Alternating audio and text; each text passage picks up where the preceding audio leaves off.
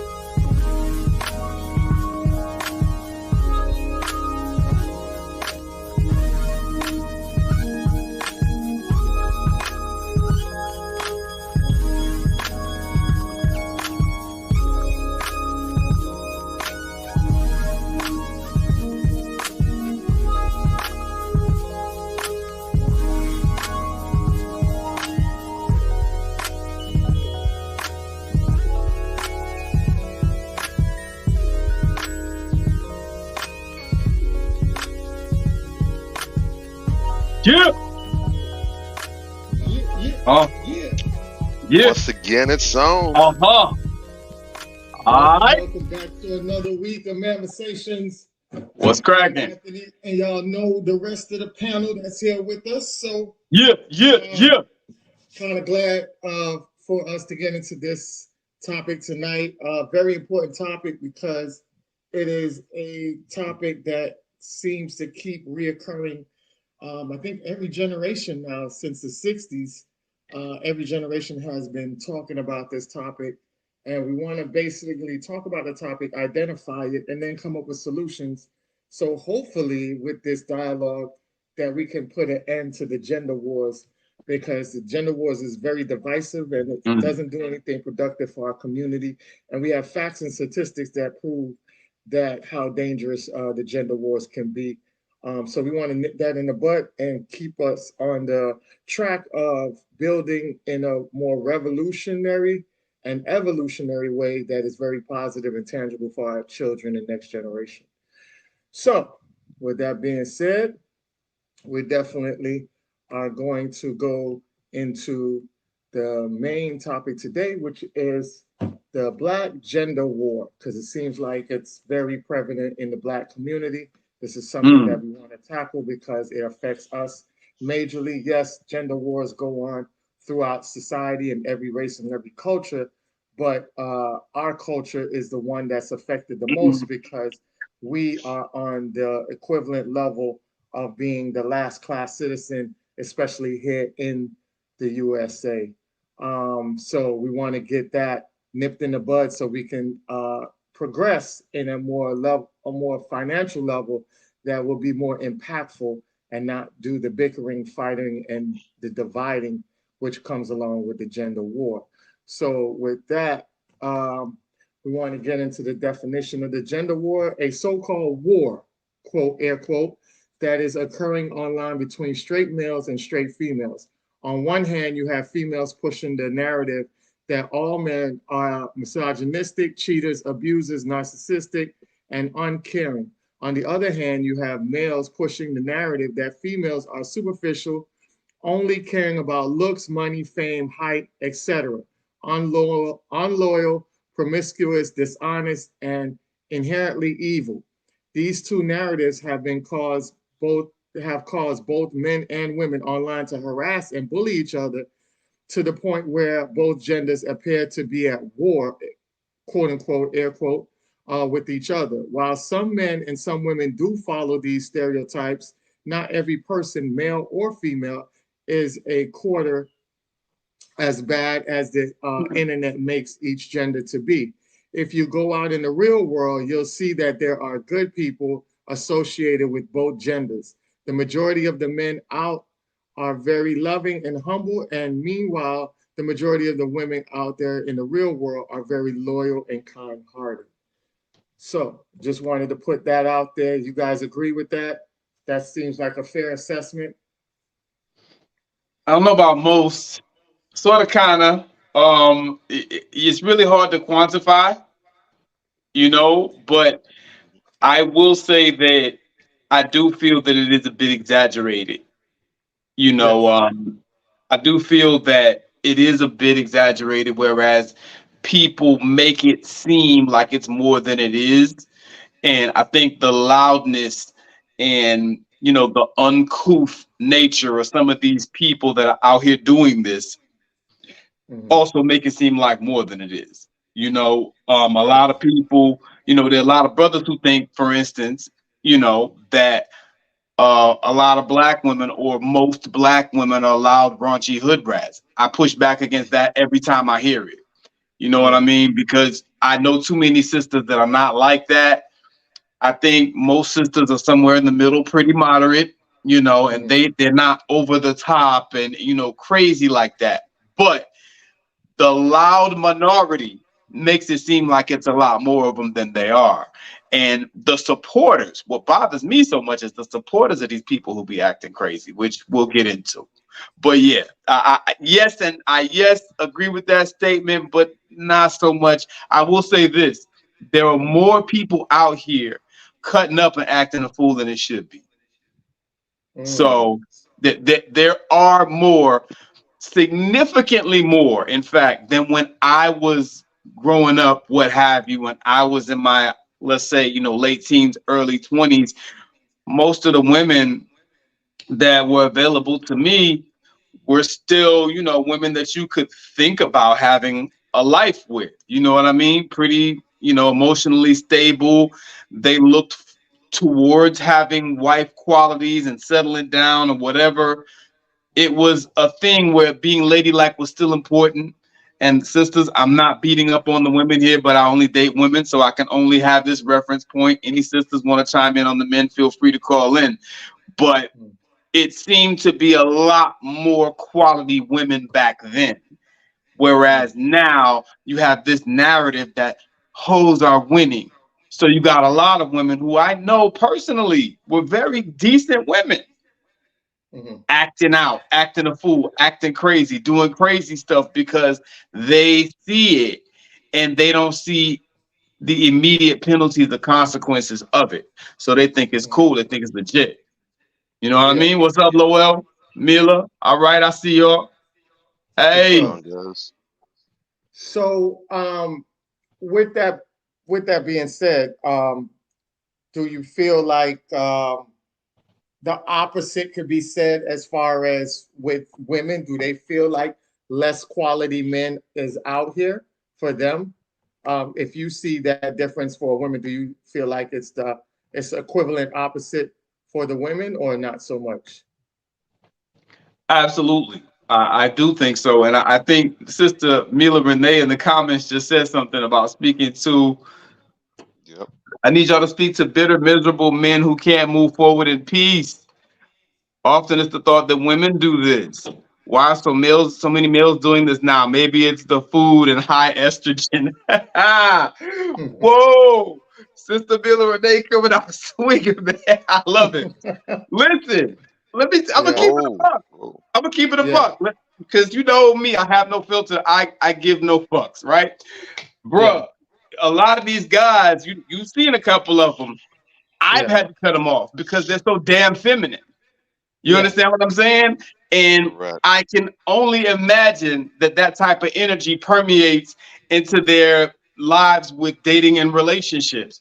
You know, correct. it is unfortunate, but you got a lot of dudes out here that are really behaving in a very bitch made manner when you start talking about what they're supposed to be doing in the dating and relationship realm and how they comport themselves. You know, Mhm. got a lot of dudes out here, they don't represent the calm, they don't represent the direction, they don't represent the rock that you're supposed to be as a man. You know, they're Yeah, coming out here, they're flailing all over the place, they're getting bitter, they're getting jealous, they're getting real catty. mhm. Unfortunately, you do have a contingency of brothers out here that's like that, and they are no more immune from what I'm saying than the sisters that I'm discussing. You know, Mhm. one of the tenets that I think contributes to, there are five of them actually. We'll talk about them later, but Yeah, there are five different types of people that keep these gender wars going. And one of those types of people, you know, are the people that just simply refuse to change. You yeah, know, people who refuse to change and people that want you to be miserable like they are. So they yeah. continue to fan this flame, and you know we end up in this perpetual cycle of bullshit. You dig? We Definitely. gotta change it. So, We gotta change it all because at the end of the day, all this bickering back and forth and no solutions is a problem. We have to start presenting solutions so that we can move forward together as Black families and start building this Black nation, like building it for real. So, correct. So yeah, I want to say that um, one of the pet peeves that I have with the gender war is I don't make posts about women like that. You know what I'm saying? Because I always say to myself, and I think this is one of the reasons why we wanted to build this platform, yes, is to make men more aware of themselves, more dominant of themselves, and understand that you avoid the trash that's out in the streets, right? yeah, So by you avoiding the trash that's out in the streets, you don't identify it. You don't even need to pick up the trash and throw it in the trash can. You don't have to, interact with the trash. We want you to basically navigate through the streets, avoid the trash, stepping on the trash, and just finding that gem that's buried alongside in the midst of the trash, finding the mhm, gem in the midst of the trash. I think that's the narrative that I like to project out there is for these guys to not worry about the trash and basically find the gem in the trash. I think I had made a post the other day. I know you laughed at it, Major, um, when I said that, the dating in the dating world or realm, you can find who you need to find out here. The dating world isn't bad. It's just what you going out there to find. Which, in honesty, It's the dating realm is not bad, right?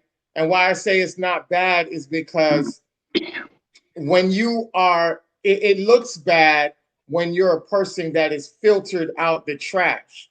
Because if we go on a Google search and we search a majority, a wide band topic, you're gonna get 14,000 search hits. Yeah. But if I filter it out and I said, well, here's the topic, but I want to add these extra things in there, and now it goes from 14,000 to about 100, 200, right? Agreed. So it's not like even the World Wide Web is opened up for everything. You're not, there's a bunch of trash on the web itself, but you narrow down your field to get exactly the gems out of the web that you want to get. And I feel like the dating realm is the same way. I agree. And you are a prime example of that because you got married in the quote unquote air quotes of the trash, right? Agreed. If that's how they look at the dating pool as it being trash, then you wouldn't have gotten married if it was so trashed out there. You know what I'm saying? So I think it's, you don't think so? No. Listen, I have all the respect for what you're saying, brother. I respect and appreciate your optimism. I really do. However, I'm not saying that you can't find what you want. You can definitely find what you want. That's still definitely possible. But you shouldn't have to go through the torture and the seemingly never-ending sifting through the garbage to find this one diamond in the rough, if you will. You dig? It's just too damn much. And the reason why I laughed, I agree with the initial premise of your statement, but I would say me, you, Bobby, we're all pretty evolved brothers, right? So we know that we got to go out there. We got to filter that shit 6 ways to Sunday, and we got to exclude this, exclude that, cut this, cut that. We got to weed out all the bad apples, so to speak. We know that. But most brothers, I don't think, really understand it at that level. You know what I'm saying? And I know personally a lot of brothers out here struggling like hell because the dating pool is so polluted. So my response to that, whereas I agree with it, I respect what you're saying in its general sense, in the premise. You, unfortunately, brother, being that people in this day and age are not raised to be husbands and are not raised to be wives. I asked the sister on one of my posts the other week, she was talking about, she's observed this, she's observed that, but were you raised don't do it. To be a wife? She never replied.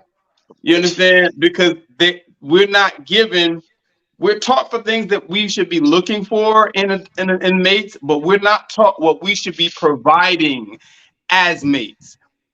And I think that pretty much applies to everybody. Most of us weren't raised to be husbands or to be wives. So therefore, when we get out in the dating realm and we're looking, there are some people out there who are pretty decent people, pretty cool people, but that don't mean that they're going to be a good mate or a good wife. You dig? And so I think that, pop culture polluting our airwaves, polluting the internet, polluting television, with the imagery and the behavioral types that we see, coupled with the fact that we're not raised to be proper mates, has created, this situation where, even though you may be a good person, you're still not fit to be a husband or wife. You feel me? And I think that is a huge problem. And you have these people that are set in their ways and they think they know everything. They don't know their ass from a hole in the ground. You dig? But they think they know everything and they're not willing to change. You understand? And so that's where we are. So we got this power struggle with people who really don't know anything, that think they got all the answers, and this constant influx of filth from the internet, from radio, from television, from film, and you got these people acting crazy that know better, that know better. You understand what I'm saying? Mhm. So Yeah. we're in a strange place right now, man. So I'll land my plane there. I think we're All right. somewhere in the middle of the 2 points there. I Yeah. Yeah. think one of the issues is, and I've spoken before in conversations about this idea. Um, I think when a lot of people, because I was also one of the people that laughed at the status as well too, because I'm like, there's a lot of you're not wrong, but there's a lot of Yeah. nuance in there. Mm-hmm. Um, Mm-hmm. I've always described the dating game as about as an elimination game, just like any other Mhm. show, The Bachelor, The Bachelorette, or whatever reality show you want to talk about. It's the same way, unless you try to do the whole multiple mates thing, then that's a different story, whatever. But if we're talking about the dating game in terms of a person out there looking for their person, their Mhm. soulmate, their significant other, their wife, their husband, whatever, then it's a dating game. You have all these billions of billions of billions of people out here on the planet, and your job is to try to filter and siphon through all these people to find the one person. Yeah. So if you're looking for multiple people, if every single person you bump into in the span of 24 hours, you're trying Yeah. to lock down, then I can definitely Yeah. understand why you're that frustrated about, oh, the dating pool is terrible, it's horrible, what have you, because you're trying to find multiple people and you can't find any. But if you're looking Yeah. through one for one person, then all these other people is just riffraff. You just knock them to the side because that's not the person. That's not the person. Right. Mhm. Like I think it was like Ann said regarding the whole Google search. Once you narrow down the search list and you get specific, it makes your lens a whole lot smaller. It takes all the clutter out of the way. Now we can Yes. focus on what we actually want to zero in on. Mhm.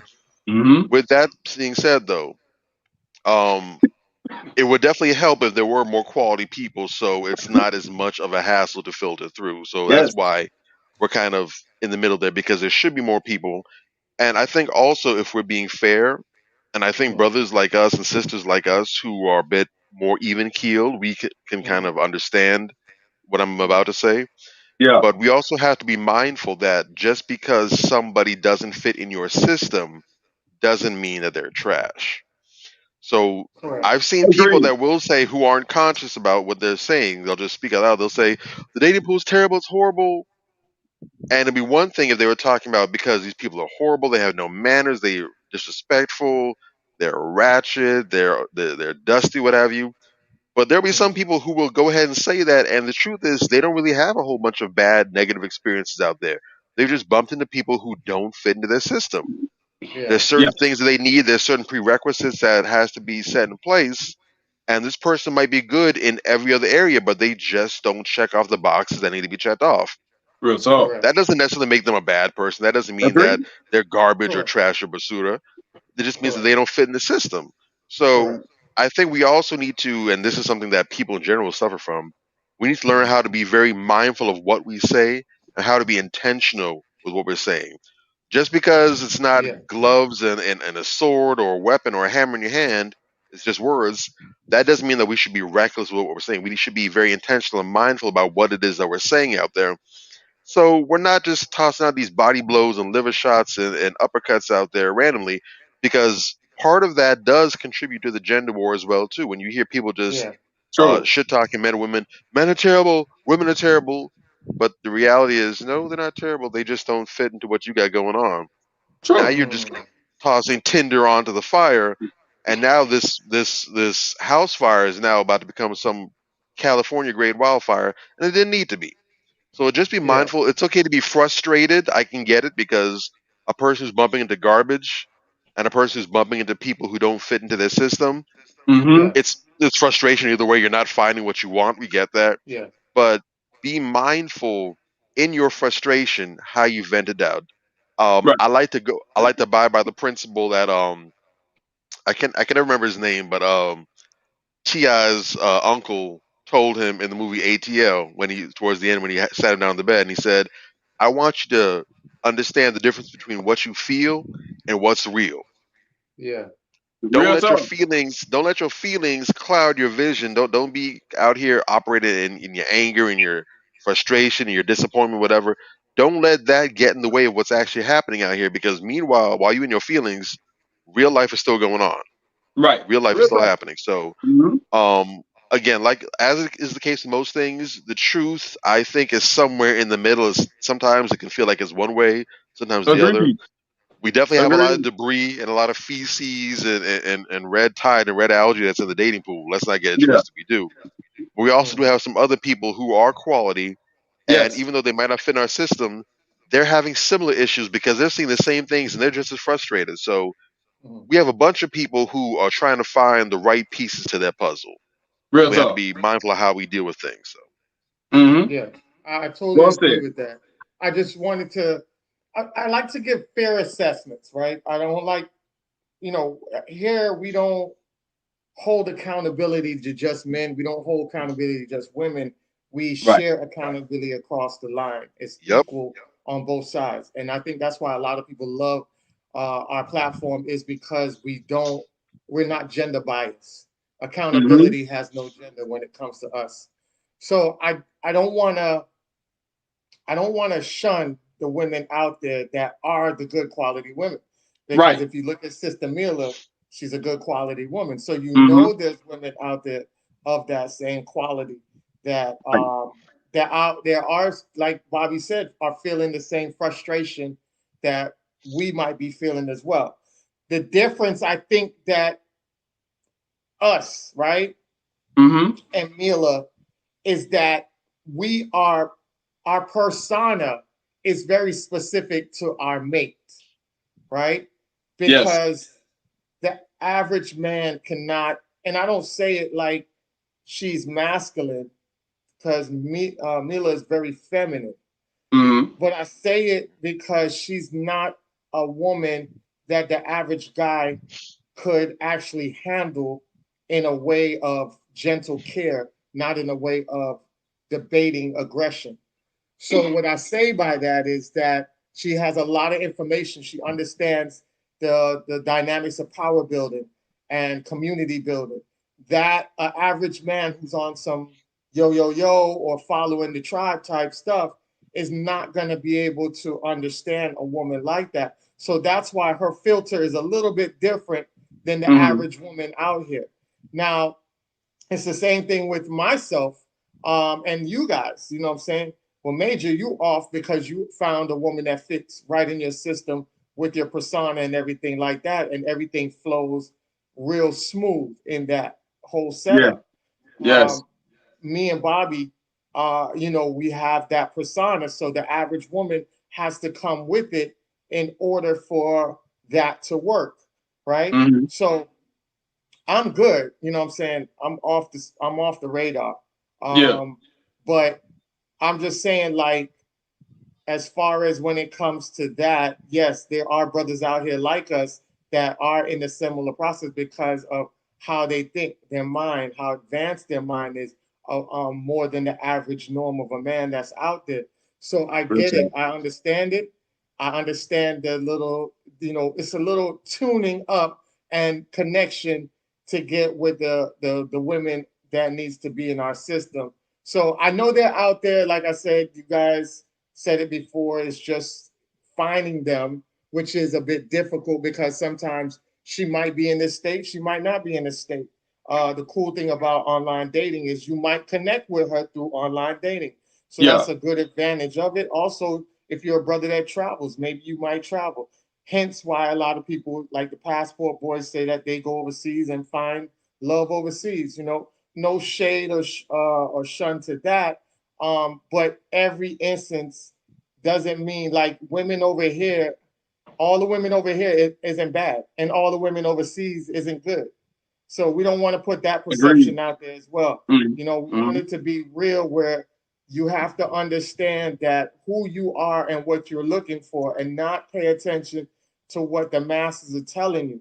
Because I think one thing with the passport boys, they make it a broad general statement to make it seem like everybody gets success over there. And then you have these brothers who that go over there that aren't game savvy and game goofy, and they go over there and get robbed, or they Yeah. go over there and get played and get All day. used, and they turn into this. You're supposed to be this man over here, but then you go over there and become this big time simp to these women because you get sucked in to their cultural elements that you don't find over here. So now your head is just gone. And it's the same thing with a lot of black men and black women that encounter interracial dating. They also get clouded.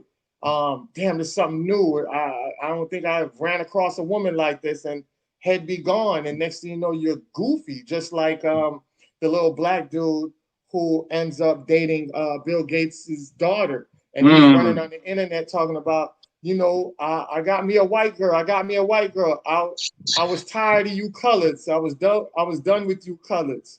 That's game goofy. You know what I'm saying? But we have those type of guys out there, and we don't want you to become one of those type of dudes. So we want you to go out here and assess the field for yourselves. Because if you go based on what you want, you're more likely to connect with who you need to connect with versus getting the ideology of everybody's perception of what a good man or good woman is. So just go out there and find out what you need for your system. Find it, take off, lock it down, and build. Everybody does that. We do nation building at a fast rate. So I definitely wanted to just add that in here. But I did want to say this earlier. I don't like, with the gender war, I don't like this type of post. I'm finding a lot of this type of folks, a lot of this type of posts. So you ask a nigga to do something, it's a bunch of excuses. Let one of his homeboys call, and he's giggling, putting on heels, and running out the door. I seen another post where, men are the new bitches, and men are getting sassy, and men are feminized. It's just a lot of male bashing that I see coming from a lot of women out there. And then there's a lot of men that do the same as well. But I see a lot of women bashing. I don't know if it's because my timeline is full of women, but I see a lot of women bashing. If they're not making a post, they're sharing the post. So there is a kind of a feminine energy that they are labeling men with and posting about it and being disgruntled about it. So I don't know if you guys seen that. Have you guys seen posts like that? What are your thoughts on something that all the time, constantly? And I can name I can name 5 or 6 of them off the top of my head. And remember I told you, like, I like to follow at least 3 coons at all times, so I know what the coons are thinking. I like to follow, at least 3 misandrists too. Yeah. To know what they're thinking. And a lot of them don't even understand that these are misandrist views. You understand? What's going on, Nima? How's everything, sister? All right. And I do see a lot of that, and even I follow a couple misogynists too, because when women try to say to us, "Oh, you hate women," no, I can show you somebody who hates women. I pull up one of them posts, they're like, "Oh," because and this is again, that list, that 5-piece, it details those people too, because these are part of the people who are just miserable. And they don't know how to articulate their frustration with the opposite gender in a proper manner. You know what I'm saying? There are ways, constructive ways, and intelligent ways to articulate your frustrations with the other gender. You understand? And I think that we all need to kind of gain a mastery of that so that we don't come into the discussion offending everybody, and then everybody just kind of shuts down and they're not really listening to what you're saying, because you could have a very valid and accurate point, but because of the way that you're saying it, people are like, "Oh, I don't want to listen to nothing this nigga got to say." You understand what I'm saying? And like females who post that type of stuff that you just posted, and even guys who post, similar stuff, I really don't take anything that they say seriously, because it's just too damn over the top. You're too angry and too bitter to even come to the table in good faith and want to have a discussion and learn something. You just want to vent. You just want to vent. You know what I'm saying? In hopes, let's keep it a buck, in hopes a lot of time that you hurt some of the males who are following you. You know what I'm saying? And like, you know, and I say that to these sisters now. It's like, you know, it would behoove you to, you know, post something that's more thought provoking and thoughtful instead of just trying to tear people down with your post, because dudes just tune you out when you post, when you're talking stupid like this. And by the way, if you ever run into any of these dudes and you know y'all start jibbing and you know you get a little vibe going, they just gonna fuck you. And they're not going to call back or none of that, because they they didn't come to you in good faith, because they see all the stuff that you post online about men. So they Yeah. feel like you don't really like men. You know, you don't really respect men, you Yeah. know. So I'm gonna just get what I can get out of this chick and be out.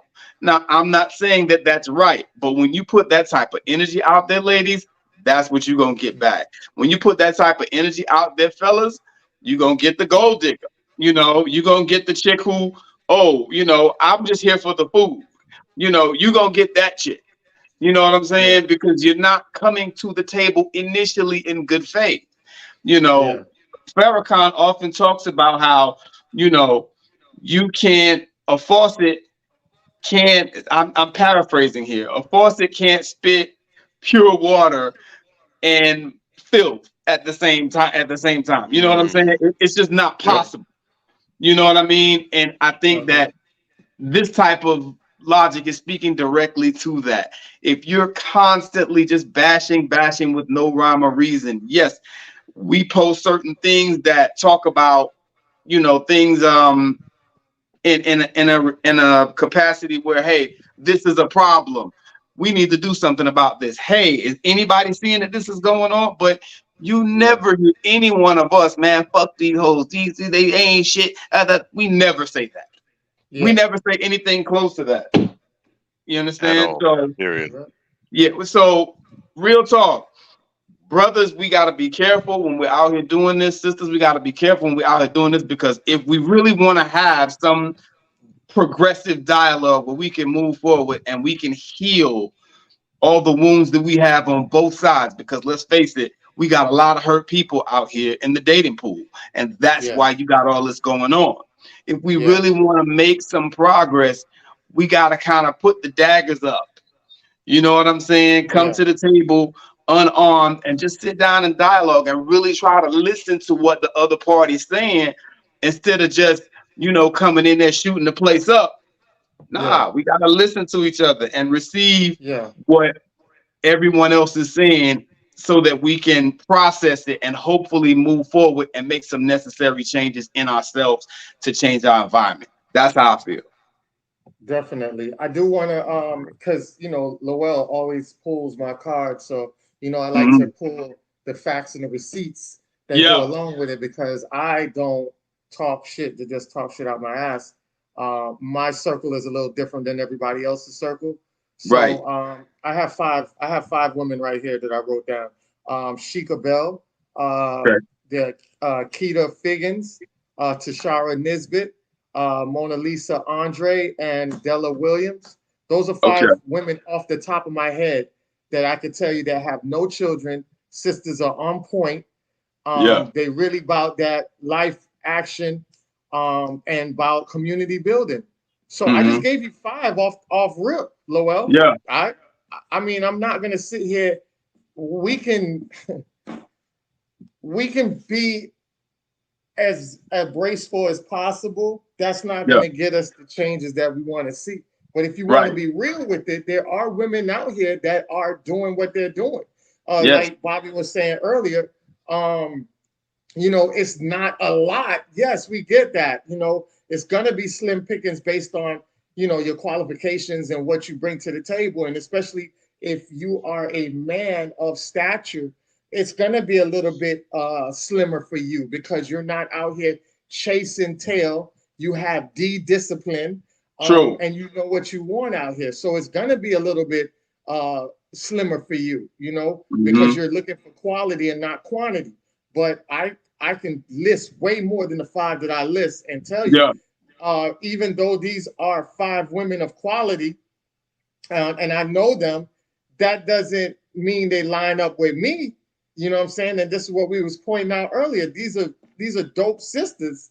That Right. doesn't mean that they line up with me. You know what I'm Mhm. saying? They can line up with me. That doesn't mean they line up with me. Right. You know what I mean? And that's 5 sisters out there for 5 dope brothers that's looking for them. So No I put doubt. their names out there like no hesitation. You know what I'm saying?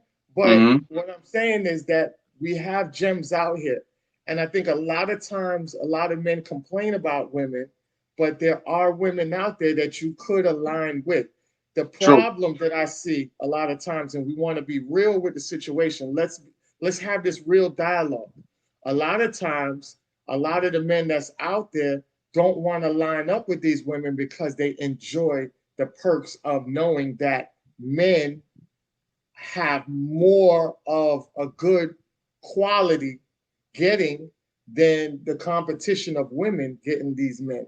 So if look at it, True. right? True. So you got me. This talk about Major before he got married, right? So you have Yeah. me, Major, Bobby, you know, Lowell, and some other dope brothers. Now, how many women you think that when we step in the room, how many women you think want to holler at us? If there's 20 women in the room, how many women think you, if you're in the room, just say one of us is in the room and there's other brothers in the room and we step in the room and there's 20 women in there, how many of those 20 women you think are going to step to us as brothers or All want to 20. get to know us as brothers? All 20. Exactly. Easy. So if I got Easy. all 20 women coming at me, that Yeah. is a perk for me Yeah. because now I can filter out who I want to filter out and I can take my time with it. See, there's no rush for me Let me keep it a buck. because Go ahead. Go ahead. Go ahead. Go ahead. No, I'm I'm coming saying after you. there's no time limit for me. There's no rush for me. And I think a Right. lot of times, a lot of men, we get caught up into this real caveat space where it is very luxurious for us to sit in Yes. because we Yes. have the options and we don't have no rush for it. The women have a problem because the women have a timeline. They have a Yeah. biological clock on them running. True. We don't have a True. biological clock per se, unless it's coming with your personal perception of a timeline you want to raise your children. Do you want to raise your children while you're young and athletic, or do you want to raise your children while you old and barely bent over? Remember, Robert De Niro just had a child at Real talk. 79. Yeah. He just had a child at 79. You know what Mhm. I'm saying? Shooter still shoot. There's no complication. There's no complication when it comes to him and having a Right. child. Now, a 79-year-old woman, now you're talking about she might not make it out of surgery, Yeah. delivering that child and all type of complications. I ain't You gonna probably tell can't get you. pregnant. You Yeah, probably so can't get pregnant. yeah, so that's what I'm saying. So If you know, she's when it comes legendary to them, health, but yeah, the luxuriousness of it is like, let's be honest, a lot of guys are being very patient because they have the luxury of being around a lot of women that desire them. So they want to make sure, as just like you go to a dealership, you know you Mhm. got the money for all the cars on the lot. You just want to make sure you're investing in the right car because Yeah. once you get that car, that's your baby. That's something you're going to That's look it. after. You're going to take it. You're going to wash it down every chance you get. You're going to put a nice system in it. You're going to do some upwork to it. You know what I mean? Yeah. And it's the same thing with a woman. You're doing the same thing. You're going to do some upwork with her. You know, you're going to put time, invest money into her. Things like Yeah. that. You're going to make sure you want to take her out and flaunt her. There's no difference than you comparing a woman to a car. Not saying, you know, that's what you want to do, but if you look Right. at it in similarities, it's the same way. So it is what it is. I just They'll be wanted right. to point out that thing. So no disrespect to you, Lowell. It's not a battle, trying to battle you or anything. I'm just letting you know that there are women out here. Don't get it twisted. And like I said, I just peeled off 5 rip off my top of my head, and I can peel off some more to it. You know what I mean? So it's all good. It's all good. It's listen. You hit on something key there, bro. Like, and this is what I tell all my Mhm. little homies. This is what I tell all my little homies that I talk to when I mentor, or the homies I used to mentor that I still talk to from time to time. This is what I tell them, like, yo, you know what I'm saying? You've been telling me how much you love this girl, you love this girl, you love this girl. Pull the trigger. What you waiting on? You understand what I'm saying? And then you always saying that. Okay, when I ever steered you wrong, bro? Yeah. And then I break it down to them about some of the other females they dealt with and the drama and the problems and everything else that came with it.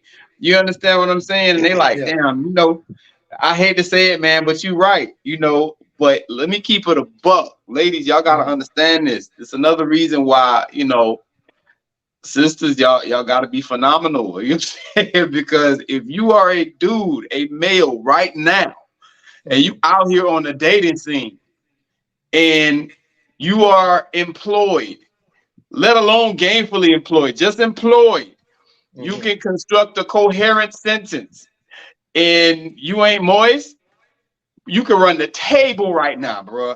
It's like, dude, it's ridiculous out here right now because you got so few men that are in, the higher echelon for women to choose from.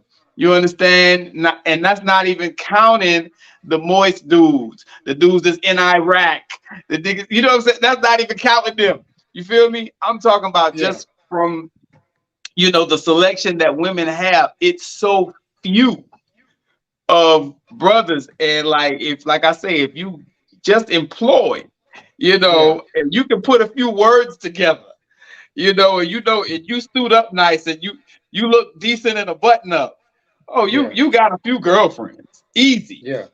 You know what I'm saying? But I want to challenge my brothers though, because I know that it might be fun, to have all these females around or whatever, but where is that really going for you?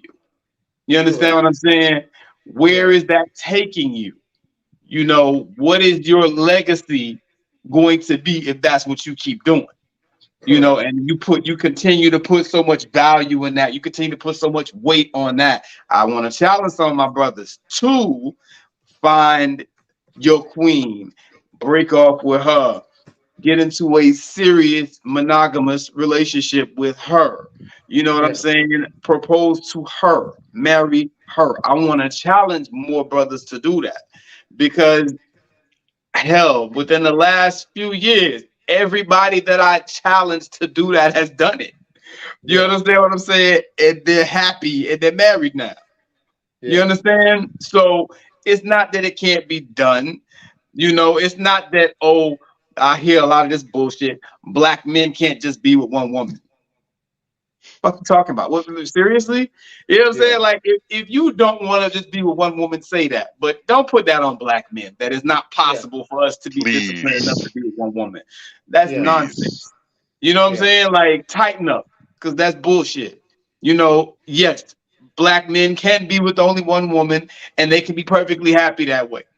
You understand? And I want to see more brothers step up. When you find your queen, the one that you love, and everything makes sense. You've told me this. You've told your brother this. You told your father this. You told your mother this. But you still ain't make no move. Yeah. Pull the trigger, bro.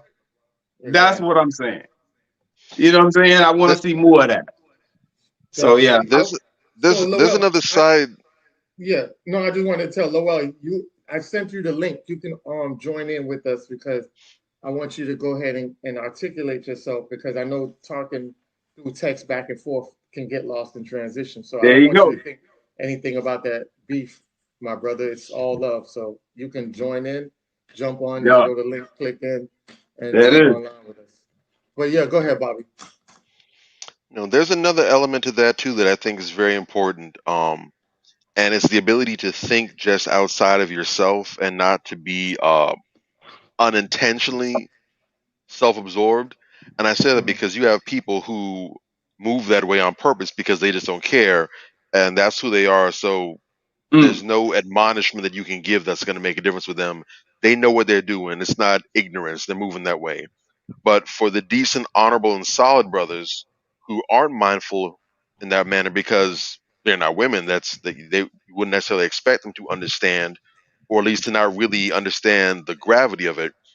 But because we have that biological difference, we may, for the most part, have all the time in the world, and that's a very That's a very tongue-in-cheek thing to say because the reality is, No, tomorrow that's could be the cool. last day for any of us.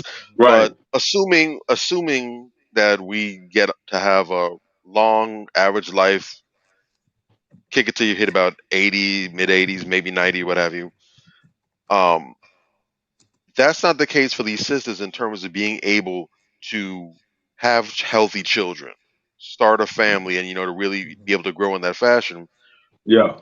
Um, Now, if a brother is looking to maybe wait till he's in his late 30s, 40s, maybe even 50s before he decides to settle down, and then he wants to have children and he wants to go ahead and get with a sister young enough to do that, that's your choice. That's cool. Nothing wrong with that whatsoever.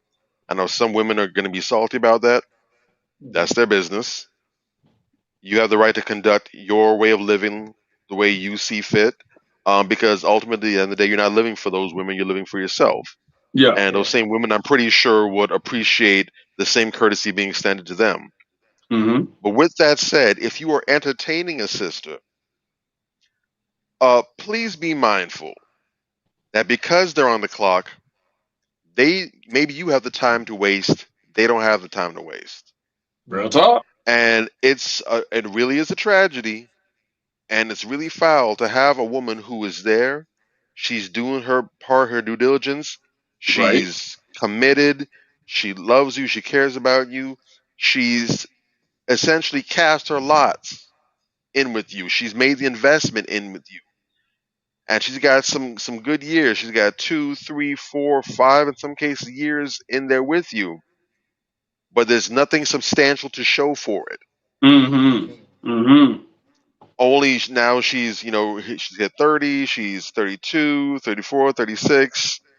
Now Yes. she's at this phase where Oh. the high risk pregnancy starts coming in, where now it's going to start getting a little hairy having children.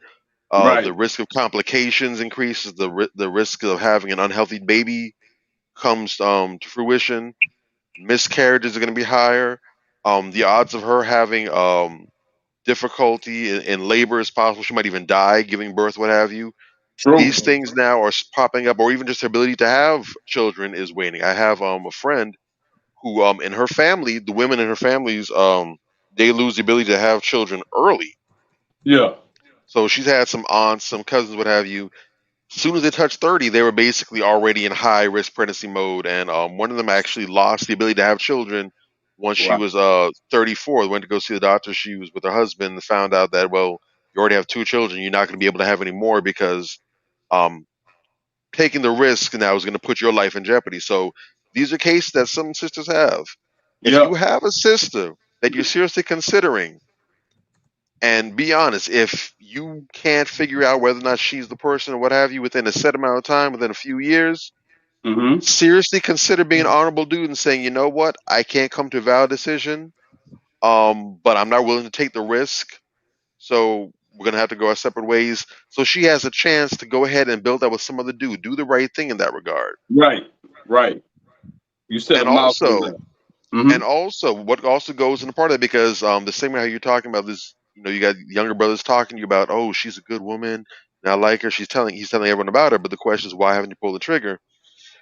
Two quick things with that.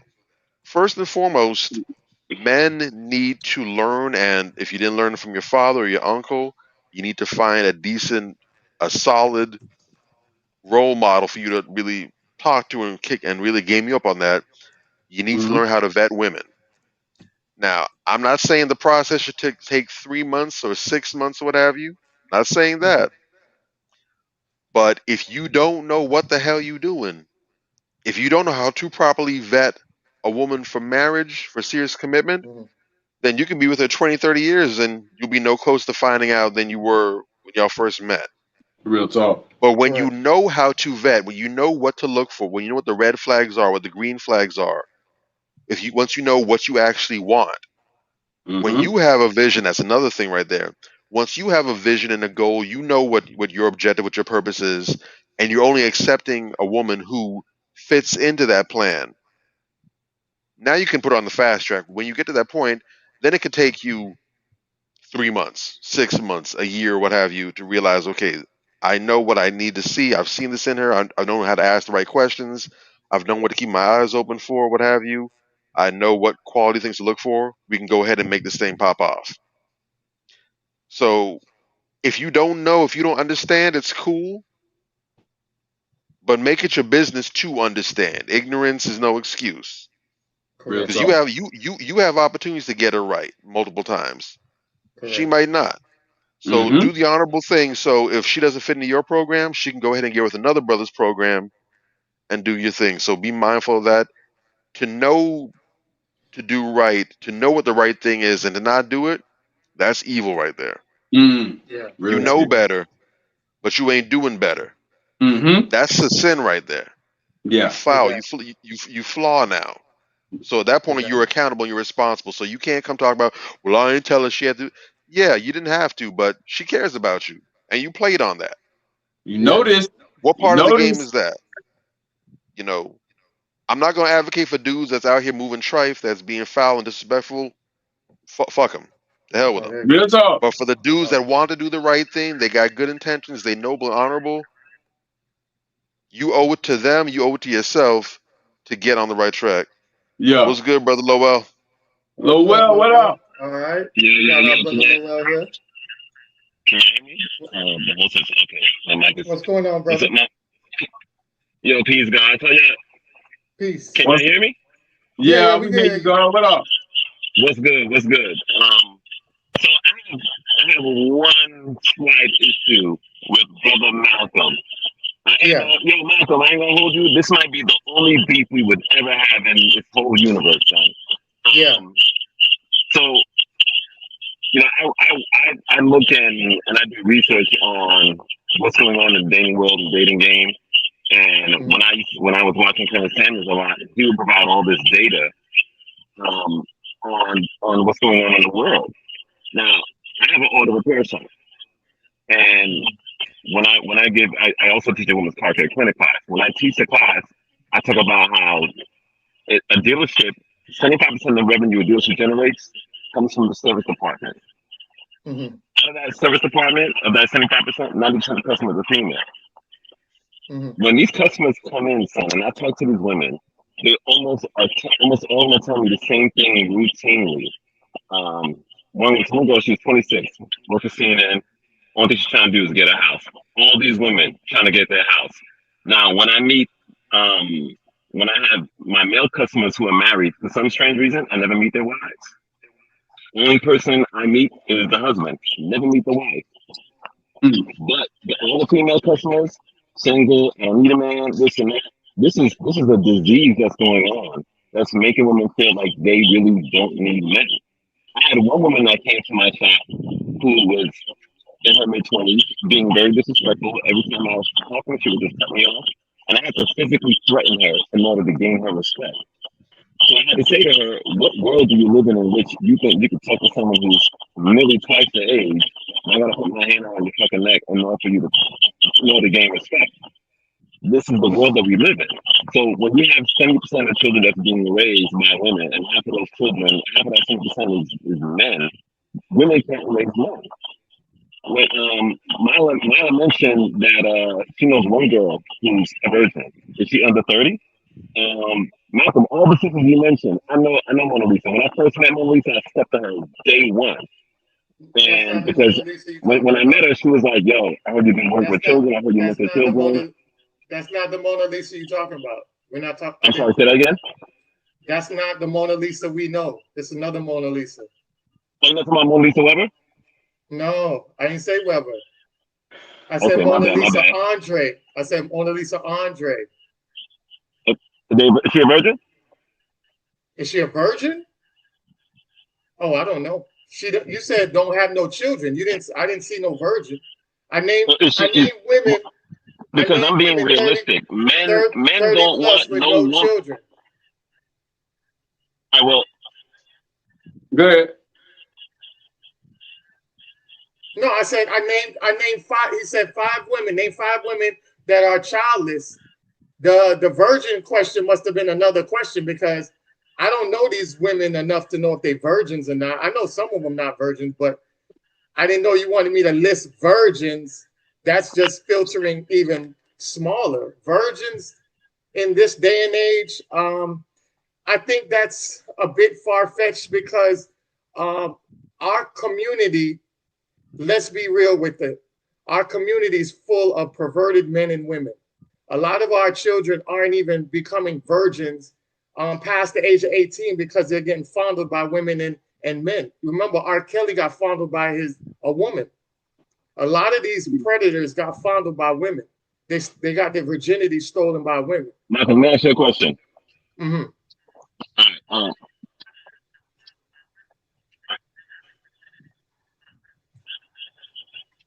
right, there's a little delay, so I apologize if I'm Yeah. coming off kind of late. Yeah, I got you. Geriatric pregnancy starts at what age? Say that again. Geriatric pregnancy starts at what age? Geriatric. I want to say what? I Geriatric know once you pregnancy cross starts. 35 is like high risk. I don't know if high risk and geriatric are the same thing, but I know like once you hit 35, that 35 to 38 window, I know is the high risk pregnancy on average, typically. Oh, okay. I don't know if Gotcha. that's the same as a geriatric pregnancy or not, but I know high risk at least is in that range. Geriatric is No, another level. I thought you were saying something else. Okay, gotcha. I didn't hear you. It was a little Geriatric pregnancy is between the ages of 27 and 35. When a woman hits the age of 30, she loses about 90% of her eggs. By the time she hits 35, she loses 95% of her eggs. So if a brother is looking for a woman, most men want legacy. Most men want family. So if a man is trying to be involved, he wants a woman that can bear him children. The majority of these women that you're mentioning, I guarantee they're past 30. I guarantee you they have children. I guarantee you they have some kind of trauma or they got like 10, 15 to 20 different bodies. A man doesn't want to be with a hoe.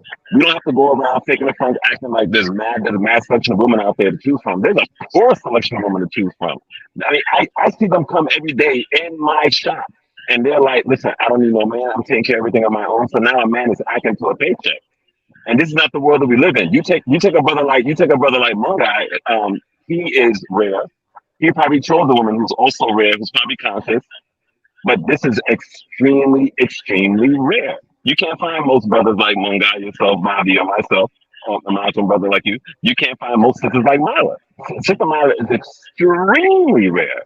But sisters like her don't come around, just like brothers like us don't come around. So the point you made earlier when you said that if we walk into a spot, more sisters will be more prone to hear what we're saying and to maybe interested in us. However, the likelihood of a woman stepping to us is rare. They may give us a signal to try to step to us, but some of these sisters are overweight. Most of them have been raised by only a woman, so they don't have no reverence or if they don't have a foundation upon which to measure men because they were raised by a father. So the yardstick by which they measure fatherhood, there is no yardstick. The yardstick is their mother. And their mother, for the most part, has raised and trained them to not be women, to not be wives, to be independent, to be all these things that men don't want. This is the majority of people. So you cannot say that the pickings aren't that bad. It's terrible. It is terrible. I mean, when I talk to married people, they're like, they don't even know what's going on in the world. When I talk to single people, they're suffering. They're miserable. It's because the dating pool is terrible, and we can't front like it's not terrible. Even one guy knows it's terrible, and he's married. Listen, this is why I have. Am I wrong? Am I wrong, son? Am I wrong? Listen. Major, am I wrong? No, I didn't say it was wrong. No. What this is why I had an issue when he made the post, and my issue was not with him saying you can't find the perfect person. You can find your perfect person.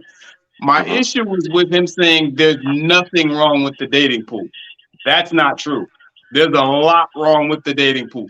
This show and the fact that we have to have it every week is proof that there's stuff wrong with the dating pool. You know, that was my thing.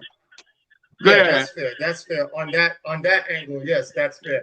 But like I said, I was telling you about these women that they don't have children. All 5 of these women don't have children. They're 30 plus.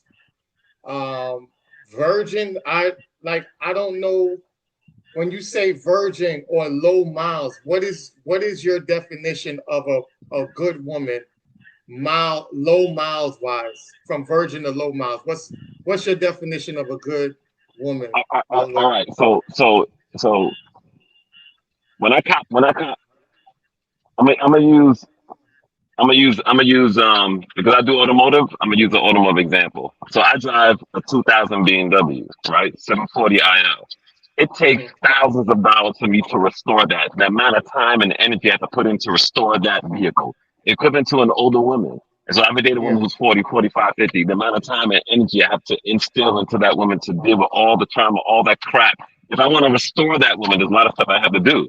But if I get a brand new whip and I pay full price for a brand new whip, no miles, maybe 4 or 5 miles on it, which is still not equivalent to a body count, then I know I'm dealing with everything new. There's not drama I have to deal with.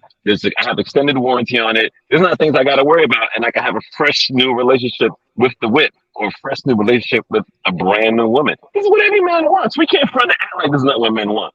This is what we want. This is what we desire. Because when a man has been with a woman that's been around, like I've seen relationships crash on Facebook for the simple fact that a woman gets married and dudes is on there smiling like, "Yo, man, I done twisted that up in mad kind of ways." And then when Mm. the husband gets light of that, he gets vexed and then he divorces the woman right on the spot.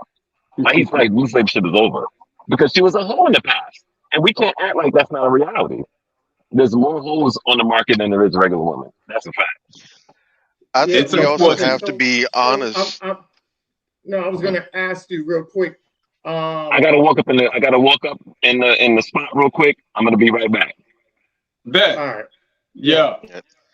Let me just say something to what he's saying because he's not wrong. There's a lot of realness to what he's saying, but there's Yeah. also some context that has to go into that.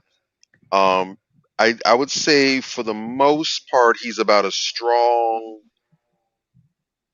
I don't want to touch the 70s, but I'd say probably like about 83% accurate. But some of what he's saying is also nuanced because while I have heard some brothers talk about, oh, they don't want a woman who's been with anybody else, I've heard a lot more dudes say that they don't I, want a woman who's a virgin because they want a woman I'm who does have some experience. They don't. I'm that That, I'm that guy. I'm that guy. No, I was gonna get to that point. You know what I'm saying? I was gonna drive home that yeah, point. That's why I set him up to say what right. he said. Because uh, let me tell you something. And I'll be I heard real some with dudes you. that say they don't. I've heard some guys say that they want a woman who they don't mind having to teach her to how to please and how he Who likes. Some dudes say I don't want to have to be a teacher. I want her to come equipped. I want her to know what she's doing. I want her to be talented and all that stuff. So that who depends. And then the idea of a woman being a hoe because she's not a virgin, again, that's subject to interpretation because I know for yeah. some dudes, and that's also another thing because I've heard some of these dudes, and usually they're incels, but I've heard some mm, dudes who throw out the number, and I'm sure because Lowell is a thoughtful brother, whether you like what he's saying or not, whether you agree with him or disagree. One thing I can say about Lowell is a brother that does give thought to things. I'm sure he has Yeah. his line of yeah. Sam, but most brothers, when you I say, respect this. okay, so she's say she's a hoe, how many bodies defines a hoe? A lot of them dudes kind of stop. They gotta try and think about it. They try to carry the two, whatever, because they don't know. They just say she's a hoe. Yeah. All right, well, how many makes her a hoe? If she has 100 bodies, is she a hoe? Yeah, she a hoe. Okay, 50 bodies. Yeah, she's a hoe. 20 bodies, definitely a hoe. What if she has 8 bodies? Yeah. Kinda. What if she has 5 bodies? Yeah. And then there's I, the Nobody wants. confines. Okay. So I, if that's it's true. I ain't gonna say. if she's been with 10 dudes in the span of a week, Yeah. that's all. She's only been with 10 dudes, but she's been with 10 dudes all in one week. Does that make her hoe? Yeah. If she's been with 5 guys, but they've all been in long-term relationships, nobody less than 2 years, and it's only been that person that she's been with during that time span, does that make her? So there's nuance and there's context here. So again, I'm sure Lowell probably has his numbers in check, but a lot Yeah. of us can't quantify those kind of things, and it varies from man to man, especially if you don't want someone that has zero experience whatsoever. Go ahead, Okay. Ant. Yeah. Hold up. I'm not. Or I, Real quick, I'm and not. Yeah. hold up, real quick. That's kind of another show. So we still want to stay yeah, on the topic of gender wars. We don't want to get into bodies and body count. Yeah. true. That's I another For show. another, yeah, But for go another Yeah, I ahead. day. did that. No, the only reason I brought that up is because I like to respect people's opinions And anything that's thrown at us, I want to make sure we get clarification before we move on. Because, like I said, I was answering the brother's questions in the comment section, and he kept saying I was avoiding it. That's why I told him to jump on stage, so we can go ahead and get this dialogue out. My thing is, I don't want no experienced woman that has been through the block and nothing like that. I don't want no virgin. That's the most difficult and complicated shit. I don't know if you guys ever had sex with a virgin. That shit is frustrating, right? It is. I don't want a virgin. Hey, she got 3 to 5 bodies. That's fine. But I don't want no virgin. That's my personal preference. That's a good clean number. Huh? Those are good clean numbers. 3 to 5 bodies. I think that's all right. Yeah, that's what I'm saying. So that I don't want no Carfax. experienced woman, and I don't want no damn virgin. I dealt with virgins, and I had a woman that came up to me before that was a virgin, and I told her, man, go do your thing and come back to me some later on down the road or something like that. I don't want to break into. That's another, like you said, that's another topic. Because once you break in a virgin, now you got a whole demon that come out of that. I've experienced that. You know what I'm saying? That's a whole ass show. That's a whole show, bro. Because if we get off the screen on that. Before that virginity is broken, and if you put that shit on good and she likes you, bruh, that is another family member for the rest of your life, bro. Like, I'm gonna get off that. Let me get off that subject. Yeah, we go to the next topic. Yes, turn the car around. Turn the car around. Like I said, I give shouts out to my brother Lowell. Very good brother. Like I say, I respect him enough to always have great conversations. So that is never issue. So I definitely want to. So since we're talking about he talks about the whole from his time of growing up. So I do want to go into this video real quick that kind of explains the mindset of what Lowell was talking about. All right. I see it among my own friends, and I also see it in my home. But the most revealing and the most vocal statements about what the new black man expects from the new black woman came when I met with a group of young unmarried friends one Saturday afternoon. I think that what's happening in America as far as black men, black women is concerned is that there's a revolution within a revolution. We are fighting our own woman. Our woman will not allow us to emerge as black men. No. But our black women, who has been put in this role of aiding white America, white structure, and castrating the black male, has continued doing this. She cannot live with us. It's not that we can't live with her. Are you blaming us? Are you saying that it's our fault that this happened? No, I'm not blaming black America women. I just said that I'm blaming the system. They are victims of the system like the black male. Well, why do you say that we are castrating you? You say that you want to be the leaders. Okay. Well, what about the black professional woman? Are you saying that there should be no black professional woman? Are you trying to deny black women the right to be creative, the right to function? We're not asking for you to take a back seat. We're saying that you have got to be astute enough and can view the situation well enough where you just automatically know what your role is and step back. And whenever you want to have that aggressive thing, this is the thing that the young black man today is not going to tolerate. My old man tolerated it because his old man tolerated it. It came up for years and years and years. But today, the young black man is not going to take it. He's going to be out there as a leader. White America has used black women to keep the black male in his place. And you're still aiding him by saying, well, we are qualified, we want to work, we can help. Okay, how are you going to reprogram men so that they don't let us take over what's supposed to be their responsibility?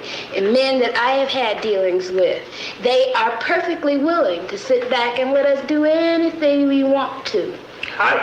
I don't think that you have to reprogram men. I think you have to reprogram women. No, you have to reprogram the man so that he will forcefully take what belongs to him, because you know women, as long as we can get, we're going to get, and it's part of our being. We're going to do anything to you that you let us, whether we want to or not. You don't want to live on the level of income that I can afford you in love.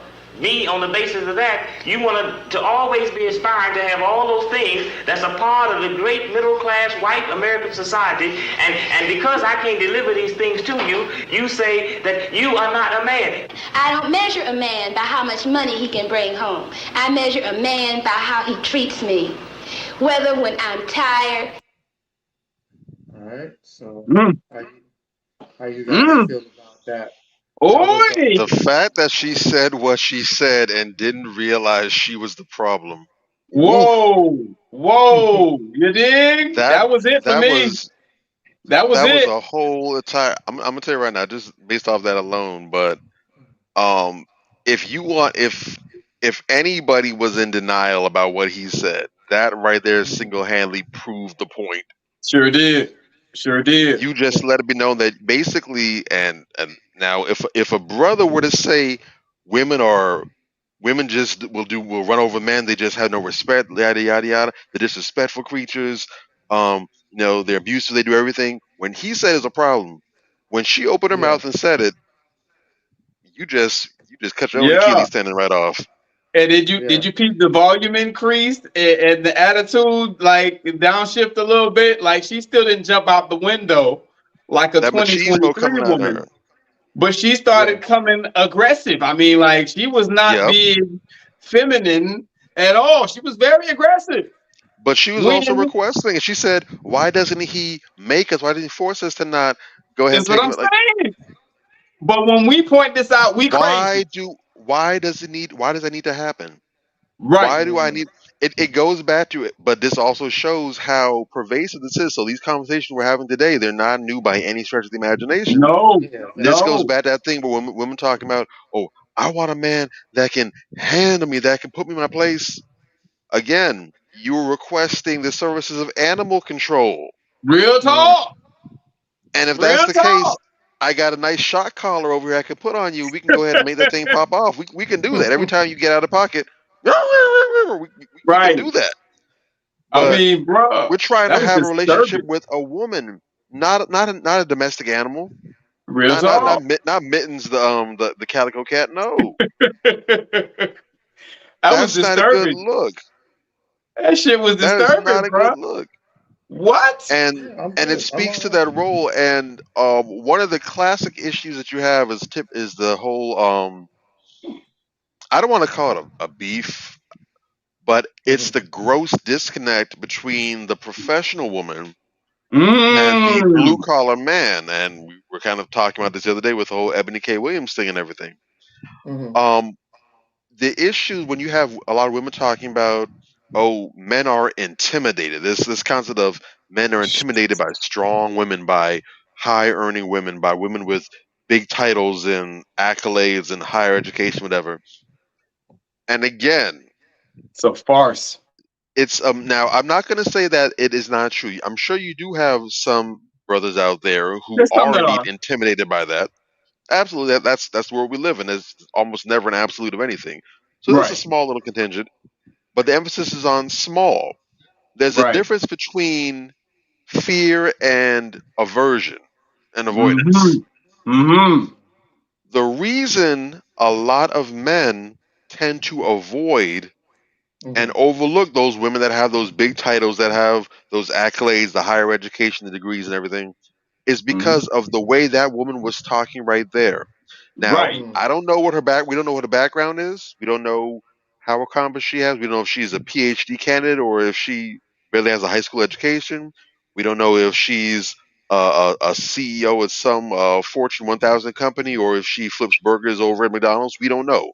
We don't know, right? But it is not uncommon for women who are in those higher positions or what have you, not necessarily because they're bad people, but as a consequence of what they do, the competitive environment that it puts them in, where they're in a place where they are in their masculine energy and they're challenging men. You can't honestly expect that a man who is not effeminized, who is masculine, who has at least a basic level of desire to protect and provide and to be a leader, to sit there and deal with a woman who thinks and operates and carries herself in that manner. That's not attractive. Real talk. You're basically asking a man to get into a pseudo homosexual relation. That's like a prison relationship. There's two dudes in the picture. And that was a 2-minute soundbite, bro. Mm-hmm. Imagine what she's like outside of that. Yeah. That's on And I TV. not just that, and I like to stress these kind of things. That's what she did. That this was not a hidden camera thing. She knew that Mm-hmm. this was an interview. She knew this was a dialogue and a conversation that was being held in front of strangers, and also that other people would see possibly for years and years to come. That was her on her best behavior, on her Can you P's and imagine? Q's, dotting Yes. her I's and crossing her T's. Can you imagine behind Woo! closed doors No. how she gets that? Mm-hmm. But again, men are supposed to be cooperative and be able to deal with that and cope with that. Yeah. Ain't that something? She wasn't even feminine in her response of what she needed from a man. The way she demands, she was like, I need him to be there for me. And just the attitude of that alone was The neck very waving. problematic. But you could tell she Crazy. was probably one of those women that had an ideal of the type of man, but wasn't getting the man she really wanted. Probably. And she probably wonders why. There's an old anecdote that I heard a long time ago, and it's been so long that I know I probably maybe chopped it up and Mm-hmm. misquoted for the most part. But the story goes that there's this Spanish country. I think it might have been Central American. I don't know if it's based on true story or not, but it's some Spanish nation somewhere in Latin America where this country had elected its first female president, whatever. It was a big deal. Mm-hmm. Obviously, she's the first. And so, at some point in time during the presidency, a reporter came and was interviewing her and her husband, and was talking. Mm-hmm. And so, he interviewed the husband, and of course, in most Latin American countries, there is that element of machismo, what have you, where it's that masculine presence that permeates all society. And Mm-hmm. so, as he was talking to the husband, she basically got to the subject of, well, you're you're doing a great job as a first husband. We really appreciate you and your perspective. And then he pivoted to the wife and said, given our society, how is it that you're able to maintain a healthy, functional relationship with your man, given that, you're the president and he's not in this similar title as you? And she responded classically and plainly. She said, simple. When I go beyond the threshold of this door, I'm the president of the country. When I come back through the threshold of this door, he's the president of this household. Mm-hmm. Heavy. Heavy. The idea of being able to be in that dual mindset where when you're outside here performing in excellence, doing the damn thing, holding it down, you're in Mm-hmm. that mindset where you're the leader, you're in charge, you're making things happen, you're calling the shots.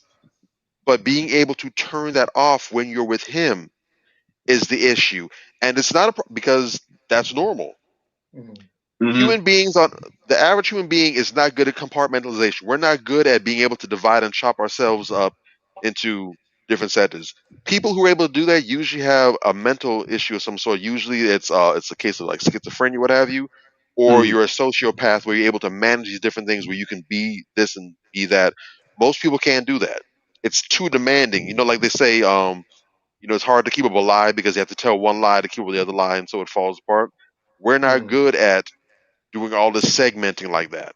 Yeah. Yeah. That's why they say if you watch someone, if you observe someone long enough, eventually the real them is going to come out because you can't be one way and another way all the time. At some point, you're going to slip. Right. Yeah.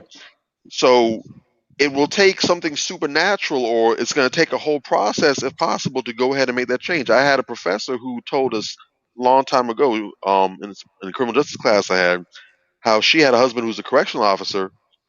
And because the nature of his job, he had to be a hard ass where he was working because that's a security issue. It's for your own safety, but also for the facility. You have to be able to be that hard nosed, roughneck type of dude that's ready to bust some heads open. Yeah. He had a whole routine where when he would come home from work, he would open the door quietly. The family would be doing homework or watching TV or cooking, whatever. He wouldn't say anything to anybody. Everyone knew, don't say anything to daddy. He would go ahead straight into the bathroom. He would leave his boots, his clothes, whatever, right there outside the door. Once he locked the door, she would go take his things, put in the hamper, take his boots, put them outside, whatever. And he would take about a good 20 to 30-minute hot ass shower in there, Mm-hmm. just decompressing. Literally, she described it as him washing the day off him. Yeah. She would do that, and once he got in a place where he was clean, once he got his mind right, he came out. and it was daddy, daddy, hi honey, how's he? He was this No loving doubt. husband, this doting father. He was this guy because that's who he was. But he was Yeah. not able to make that transition straight from me. He had to do a process, a ritual to get his mind in the state it needed to be in both places. Otherwise, he couldn't function. He had to keep the two So, separate. So if women were to learn how to be able to manage their personalities in that fashion, that would be an issue. yeah. And the women who are typically in that state of mind, they have success in relationships. But the Mm. women who can't make that adjustment and are with men who are not beta types or the you go ahead and take the lead types, it's always going to be a conflict. And Yeah. unfortunately, most of those women want that kind of man. Mm. Go figure. So Yeah. you have to learn your own. So you have to understand. You have to be honest and understand. It's not that you're a bad person. You're not a bad woman. You just need to understand how to adapt to your situation, what your position, what your accolades, what have you. You have to be mindful of the state that these things put you in, and understand Hmm. that this is your professional self. This should not have any Yeah. bearing on your personal self. And Real if you talk. can't manage the two personas, you need to put in that work. You know what I'm saying? Well said. Yeah. Well said. Yeah. Definitely. Definitely. I'm absolutely in agreement and alignment with what Bob is saying. Look, Mhm. at the end of the day, that clip was so informative because it tells us that it feels new to us because we're here, right? Mhm. But this is not new by any measure. At That all. brother had a fro from like 72. You understand what I'm saying? So you did. This is not new by any measure, and it's been going Yeah. on since then, and it's just been magnified as it's been progressing and so forth. But he says some very key things in there that I really want sisters to understand. And I'm not beating up on the sisters, but I'm just pointing this out that the system does use Black women Mm. to facilitate white supremacy. This Yes. I is got it. not even something I will debate with anyone. Oh This is yes. clear. There are countless cases that I can come up with where I can show you where this has happened. You want to talk Yes. about Renee Hall. You want to talk about Judge Tammy the Mammy Kemp. You understand what I'm saying? You want to talk about Kamala Harris, for crying out loud.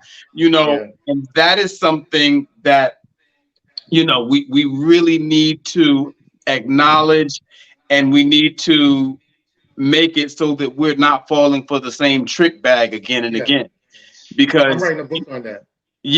and I'm sure it's Yeah. going to be a great one. But Yeah. Banger. these sisters go out here, and it's usually the liberals. They go and dangle a carrot in front. Look, we got a Black woman. We got a Black woman. And no one does their homework on this Mm. Black person. It's a Black person, but usually it's a woman. We got a Black woman. And no one does their homework. Yeah. Kamala Harris set records in California locking Black people up, kept people in jail beyond their sentence so that they could go fight fires. Who does that? Hmm. Covered up for these racist white supremacist cops. Oh, this is the Black person we're giving you. And the Black woman, oh, the Black girl magic. Oh, she Black, y'all. First of all, she wasn't even Black until she started running for vice president. If we're going to keep it a buck. Hmm. I study these Yep. things. I followed Kamala Harris from when they first trotted her ass out there. You understand what I'm saying? I followed her from then. She used to always go out of her way to acknowledge her Asian heritage. First Yeah. Asian American in the Senate. Oh, this, that, and the third. It's Asian this, Asian that. But when you running for vice president and you need the Black vote, all of a sudden here come all this fake sister girl shit. Yeah. Hmm. You understand what I'm saying? So And, as part and of the gender wars and disarming some of the the heavy artillery that's out there, Black men and women alike, when we hear, oh, first Black this, first Black that, if you vote for them, then it's going to be this. We need to do our vetting.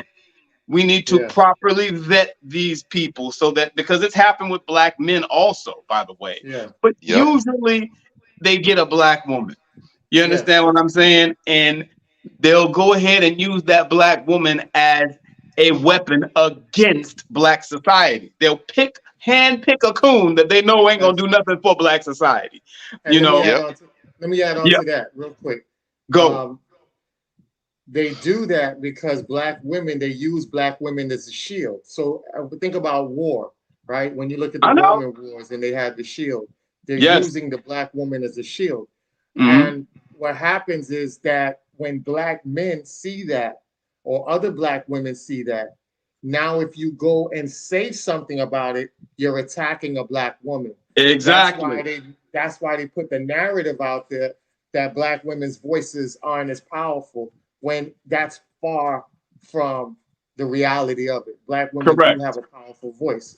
Mhm. And they're using it, you know what I'm saying, because black women got shit done. If black women's voice wasn't powerful like that, then a lot of stuff that got done wouldn't have got done had it not been for the black woman.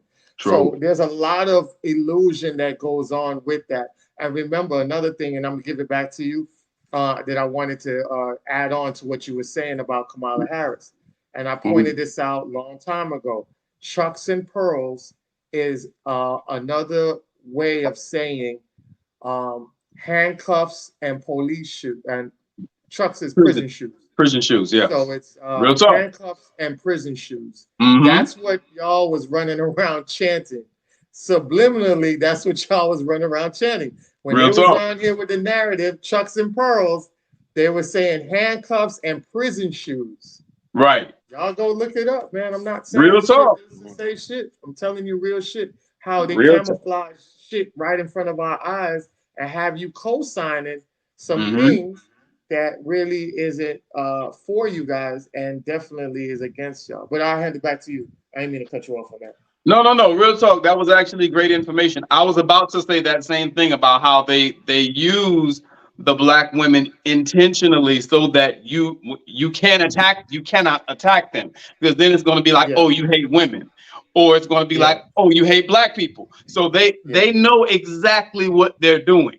You know, I was actually going to say that next, but I'm glad you added it. But the point of the matter that I'm trying to get across is for our sisters to understand, you know, anytime you have any black person that they bring to you and they giving them all these accolades, and you know, they're like the greatest person in the world, and this comes from the dominant society in a political sense, it's usually a goddamn Trojan horse. It's usually some bullshit. And we have to be responsible and do our duty, our civic duty as citizens, to go and research these people that they just put up in front of us one day and say, okay, this is your leader. They don't get to choose our leaders, you know, and I really want black people as a whole, but particularly black women, to be very careful, you know, in observing these type of characters when they bring them around. Exactly. You know, because that type of thing is also a part of the gender war. When I criticized Kamala Harris, everybody came for me. Oh, you hate women, this, that, and the third. What's wrong with her? And of course, it's just an emotional response. You haven't done any research on Kamala Harris. I know her record. And I didn't say anything about Kamala Harris on a personal level. I criticized her policies and the horrible things that she's done to black society. Correct. But nobody was looking at that because they're emotional. Huh? The record has to speak for itself. The record has to speak for itself. We got to get out of this thing where we fall for personalities. I think Anthony has a shirt he made, politics over personalities. Policies over personalities. We got to be smarter than that. We got to be more politically savvy, because this also contributes to the gender wars conversation. Go ahead. And I'm glad you said that, because that leads into this next thing that is disguised that we don't even realize is gender war. So these white men pretty much did the okie dokie on some women. So you guys co-sign a lot of these things and not realize that you're actually co-signing a secret gender war. So the University of Wyoming sorority sisters slammed school's decision to let trans women move back into their house, claim that they live in constant fear because she peeps at while visibly aroused. So basically, you have the dude in the back. You see the guy all the way on the back on the right-hand side. Yeah. He is calling himself a trans woman, and now he's able to live in a room full of women and able to basically live amongst them and has the rights to live amongst them, and they feel fearful because this man is waking up making breakfast and his Johnson is on hard, and they're like, yo, this isn't comfortable setting, because I don't know what he or she might do in that setting. You feel me? Real talk. So we can sit back and laugh at this and sweep it under the rug, but this is a Pandora's box that women have co-signed and opened it, and now you're seeing the dangerous effects of it. And not only this, we know Bobby is also into UFC fighting, and they also had a transgender UFC fighter who cracked the jaws of a real woman. Yeah, not you. It wasn't UFC. It was another promotion, but that was the thing where that did happen. And the first thing they went to was, well, you have someone who has the biological physical structure of a male. It's a male frame they got, versus a woman who has a female frame. Yes. All things being equal, you get an average woman going toe to toe with an average dude who's been trained. Yeah. I mean, it's not gonna look good. Yeah. But they keep trying to say that that science doesn't matter. That don't trust your lying eyes, don't believe your lying ears. It's not what you think it is. Correct. Ridiculous. And that's dangerous. Here it is. A natural woman got her jaw cracked in two different places by this man who feels like he's not good enough to perform with other men. So if I can't win amongst the strong, I might as well join the women's side and come out with a trophy because I want to be a winner too. And even if it means damaging, even if it means damaging a natural born woman in the process, so be it. And that is very dangerous, because one day it might be your daughter, that ends up in that ring with the boy and that ends up beating her severely like that. This woman was lucky that she was able to even come out of the ring. Could have been another blood sport incident where, would have had to get carted off into the burial grounds, This is something that's very serious, and we can't sit back around and just co-sign everything just to co-sign. This is one of the reasons why we tell people to push back on certain things, because we understand the long-term effects is going to be very dangerous, especially for the next generation. We have to be the protectors for the next generation. We have to do the pushback, because the generation before us did a lot of pushback for us to live the way we're living now. So we have to make sure that we're doing enough efforts for the next generation to at least have some breathing and comfortable room to maneuver and try to get this stuff, to find the solutions to get it to where we need to get it to. So if we're not doing our job, it's going to be harder for the next generation to do their job. And all we're doing is co-signing and setting them up for failure, and even putting them in a bad situation. That's something we don't need to do. Agreed. Listen, definitely. You said it all. So definitely, we want to get into our weekly topic, right? Trendy weekly topics for this week. And it's very interesting because I know you guys are going to have a field day with this one. All right, so the trendy topic of the week is NFL Union splits bills 50-50 with Dwayne Wade, feels pressured to work to support all of her family. What? I saw a lot. When we talk about gender wars, I saw a lot of gender warring over this post right here, and people were going in, different viewpoints on both sides. So I definitely wanted to get you guys' thoughts on this, and what you brothers feel about that. You sure you want my thoughts on this? Listen, I'm gonna try to keep this as polite as possible.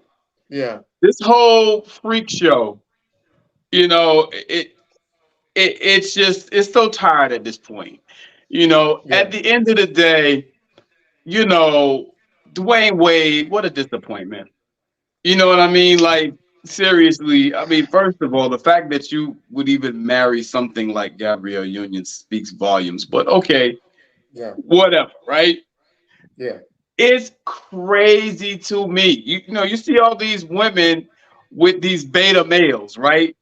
Yeah. You notice how they go out of their way every so often to embarrass them? Oh yeah. They despise these men. I'm talking Yeah. about from here. You know, it Yes. comes from in here. You It's understand what I'm it's it's saying? it's that bile in that gut. It's that from deep within the From deep within, bowels, the the intestines. bile from It's deep within. You dig? Yeah. She does it. Jada Pinkett Smith does it. Sierra does it. All these women with these beta males come out Mm. and embarrass their dude at some point. Why did Yeah. she need to say that? Just let's think for a minute. I know a lot of y'all worship celebrities out there. I hope we don't have any Gabrielle Union or Dwayne Wade worshipers in here because, listen, it's about to get crazy. You understand what I'm saying? But what logical reason did she have to put that information out there than to embarrass this man and create an Yeah. unnecessary headline and unnecessary publicity for their already weirdo ass family? You understand what I'm saying? What did she need to do that for? You Correct. got to think about these things. You Yeah. know, it's like the disrespect is just otherworldly. You Yeah. know, if you feel like you need to do that, that's your business. You Correct. understand? But at the end of the day, let's keep it a buck. Gabby Yeah. was getting a little long in the tooth, right? Yeah. She been passed around the whole industry, so ain't nobody else really want her like that, right? Yeah. So, okay, let me find me a sim. You understand what I'm saying? They're like a little ass play, whatever the case may be, and I'm gonna hitch my wagon to him. You Yeah. did? You Exactly. hit the lottery. You hit the and lottery, son. that's a double entendre, unfortunately. But you hit the lottery. You dig? The man got wealth. He good. You a V-list actress. And you Yeah. old. You dig? Yeah. So you hit the lottery, but now, you know, I guess since you figure, okay, I'm married to this guy, whatever the case may be, if something go wrong, something go left, I'm gonna get half all his shit anyway. So now you're gonna come out and do this. But this Correct. is what happens when you enter into situations as a beta male. You know, Yeah. they're always gonna come and disrespect you. It's always going to happen. And why these dudes continue to put themselves in that type of position is beyond me. Beyond me. Come on, bruh. You And then Dwayne Wade. yeah. First off rip, that's the best you could do. Come on, bruh. Like Then we it just it angers me. You know what I'm saying? But okay, yeah. that's what you did. Okay, whatever. But now you gotta deal with her every now and again coming out embarrassing you or whatever the case may be, talking just some of the things that have come out of this woman's mouth. Oh, I'm gonna teach his son how to be a girl.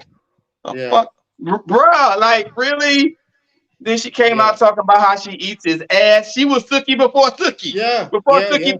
I think the Yeah. Sookie got the inspiration to make that song, I Eat a Nigga Ass, from Gabrielle Union. I think that's where she got it from. It could be from Could have been from Vivica Fox. Vivica Fox. Yeah. That's yeah. I Yeah. don't know. But, bro, what all this oversharing shit we don't need to Yeah. know. Like, bro, you hit the lick, you hit the lottery, you good. Live your life and stay out the damn public eye. What Yeah. is so hard about that? Yeah. God damn. Definitely. We had another girl who responded to that and she wrote this. So, like I said, Yeah, there's a gender warring going on with that topic. She yeah. says, I'm not splitting anything with a man who got 3 kids and a bonus child. I'm not splitting anything with a man who made a bonus child that I got to look at as a constant reminder. I'm not. Why does millionaire Gabrielle Union sound like she living paycheck to paycheck with her husband? Uh, Uh, So, well, okay, so check it. That's got two sides too, because aren't these women who be saying the same shit the ones who be running around talking about, oh, I'm a boss bitch and I'm a yeah, boss bitch that, right? So if yeah, you a boss bitch, pay that half like a boss bitch and shut your ass up. yeah. It's the Or convenience. or go ahead, Bob. I'm done. I'm done for now. Go Pick, jump in. pick, It's the pick Shit. me, tactic. teacher. Pick me. Pick me, teacher. Yeah. Um, Go ahead, Bobby. What you got? teacher, I thought, according to the interwebs and social media, I thought that I thought going 50-50 was only for broke niggas. Ah, Mm, hold up now. Hold up. Hold up. that's true. I Come thought that on was only now. a broke nigga Come thing, on Yeah, now. you're right. but You're right. I'm gonna post that shit with that but same caption Dwayne tomorrow. Hey, but real quick, Dwayne I'm gonna Union, I mean Dwayne Wade, he not only is he a multimillionaire, but he has a significantly higher net worth than Mm. Gabrielle Union. yeah, Mm. Mm. I thought only broke niggas wanted their women to go 50. yeah. Remember, Carry the remember, two, remember the guy. divide the. What was the linebacker from Kansas City? Remember that came out? Oh, No, not the line, the tight the tight end. end. I mean, He tight gave end, That her was not a the hundred linebacker, tight dollars. end. Yes, He yes, gave her Kelsey. $100 their whole relationship. Yes, Kelsey. And Oh. and remember that women was making excuses. Uh-huh. Uh-huh. So it all is about Moving the goalpost. convenience. Yes, Yes. it's about convenience. So and what and they who was want, it the that narrative they said want to push at the time. was it who it wasn't who was it? It was some rapper. It wasn't no, it was I think Drake said the same thing too, but remember supposedly before Colin Kaepernick got with Nessa, Brittany Renner was talking about that she tried to get with Colin, but she flew herself out to see him. He didn't fly Okay. her. She went ahead and How pulled up about her that? own money. And I Yeah, think Drake, another rapper, said that he's never flown a chick out. Chicks have flown themselves up on their own dime to go see him. yeah, You damn yeah, right. I yeah. but I thought it They was must be broke broke. niggas that They must be broke. All of them. gotta be, got All to of Yeah. them. be. It's so Um, funny how these. Oh God. Go ahead, Bobby. Go ahead. completely divorced from reality. And again, I'm not advocating whether you should split bills or what have you, or for the man to pay off for the woman. But I'm not advocating or saying any of that. I'm Mhm. simply saying that if you were to allow the talk and all these rigid standards, I refuse to go 50-50 with a man. He has to bring such and such. And Yeah. some of these same Mm. women saying that, talking about they looking for these dudes that Mm. make six figures, these big provider types. You got How dudes, about that? multimillionaires, and you're showing that you really are very ignorant of what Mm, is out here and how it works. correct. That's not to say that every single millionaire celebrity has their significant other going 50-50 or splitting with them. Mm. Hmm. But the reality is there's different dynamics in what works for their household and different principles and standards. Mm-hmm. And I just think because she's. you split bills with your significant other does not make you a bad spouse or a bad mate. If that right there is the one thing that separates. Matter of fact, let me put it this way, and this to any woman listening: if you have a man that checks off every single box, I mean every single box, even the small minor stuff that you didn't even think was essential that you were going to be able to get, every single box, and the only catch, the only caveat is that he refuses to pay all the bills despite the fact that he's got it like that. He requires to go 50-50. I'm going to say this. If you overlook that man, you are an idiot. You are Exactly. a fool. Real talk. Definitely. Real If he talk. checks off every other box and that right there is the deal breaker, you can't go. Something is wrong up here. There's something wrong, bro. Think Real about talk. Something it, is right? wrong up here. And the reason why something is wrong is think about it. And women, you gotta understand this is the most easiest logic that you could put in your brain right now. Like Bobby said, if he checks off every last one of your boxes, and that's the only issue, think about it. If you didn't have this man in your life, you would be paying 100% of the bills. Like I said, right. If you're nothing paying else, half he the halved bills your of what you're financial paying now, output. If you're nothing winning. else, Right. You're winning if you're paying half of anything right now. You're winning. Bruh, this is like Especially I he during a either chopped recession. your expenditures in half, or he made it so now you're able to afford better. If you guys have moved, you guys have relocated someplace that's better, whatever. Or real he's talk. made it where you're able to basically get more for what you're paying. Exactly. Either way, it's a win. And the It's Listen, a reality win. is, nobody is perfect. And this is the Exactly. thing that's really irritating about these kind of conversations with these people. For starters, for that to even be a deal breaker, I'm pretty sure that most of those people can't even quantify why it's a deal breaker for them. It just sounds Mhm. cool on social media. They just want some bonus likes or whatever. they heard somebody say it. Nobody's perfect. Right. Nobody's perfect. As much as you might be annoyed at the idea of going 50-50, trust and believe Yeah. there's something about you that a potential man is going to be irritated and annoyed with as well. Yeah. Real talk. When you pass gas, the room isn't filled with a scent of Skittles. Your shit stinks too. Yeah. You have some bad habits, some bad traits, and bad characteristics about yourself as well. Real Anyone talk. getting with you is more than likely going to have to compromise on a couple things. But that's the point. Compromise. Correct. If you have a good man, if you have a good woman, and they check off most of your boxes, I'm not saying that you have to go ahead and, if you got 10 things on the list, go ahead and settle for only 3. I'm not saying that. But if you have at least a lion's share of your needs and wants being met,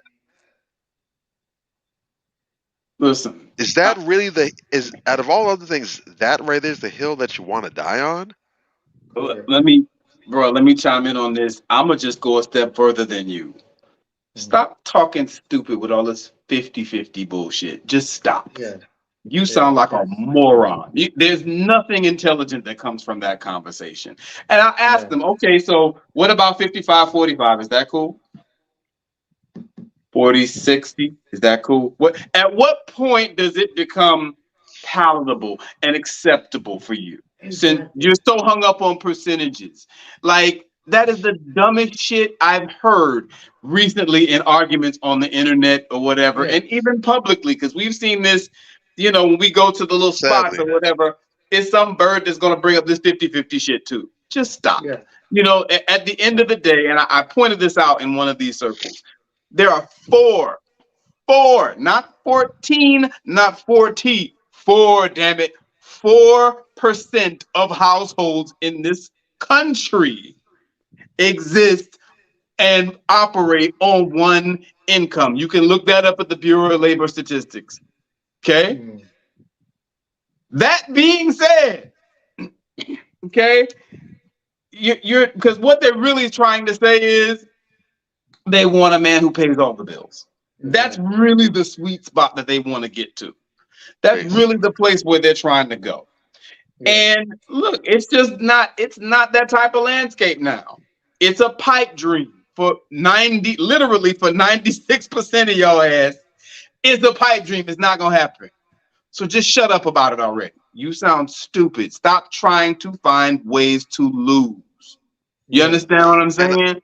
And I'm going to give you another reason why it's so ridiculous and asinine. Because here's the thing. First and foremost, there's no real way to 50-50 in and of itself is just a metaphor, because there's no way that y'all have sat down and take a look at your expenses and your expenditures, what have you, and your incomes, and said, okay, so this is what the sum amount is. Half of this is going to be such and such. You're going to pay this. You're going to pay that. There's no way that's being done. And you know why I know that's not being done? Because one of the top 2 causes of divorce and the end of relationships period is financial. Money. Yes. Y'all going into these relationships off top, not discussing finances. Y'all in the relationship, not discussing finances. So I know good and damn well y'all not diligent enough to sit down and actually do some accounting and budgeting like that. Y'all ain't doing it. You lie. My favorite talking point? I just got to put this in there. My favorite talking point? White men pay all the bills.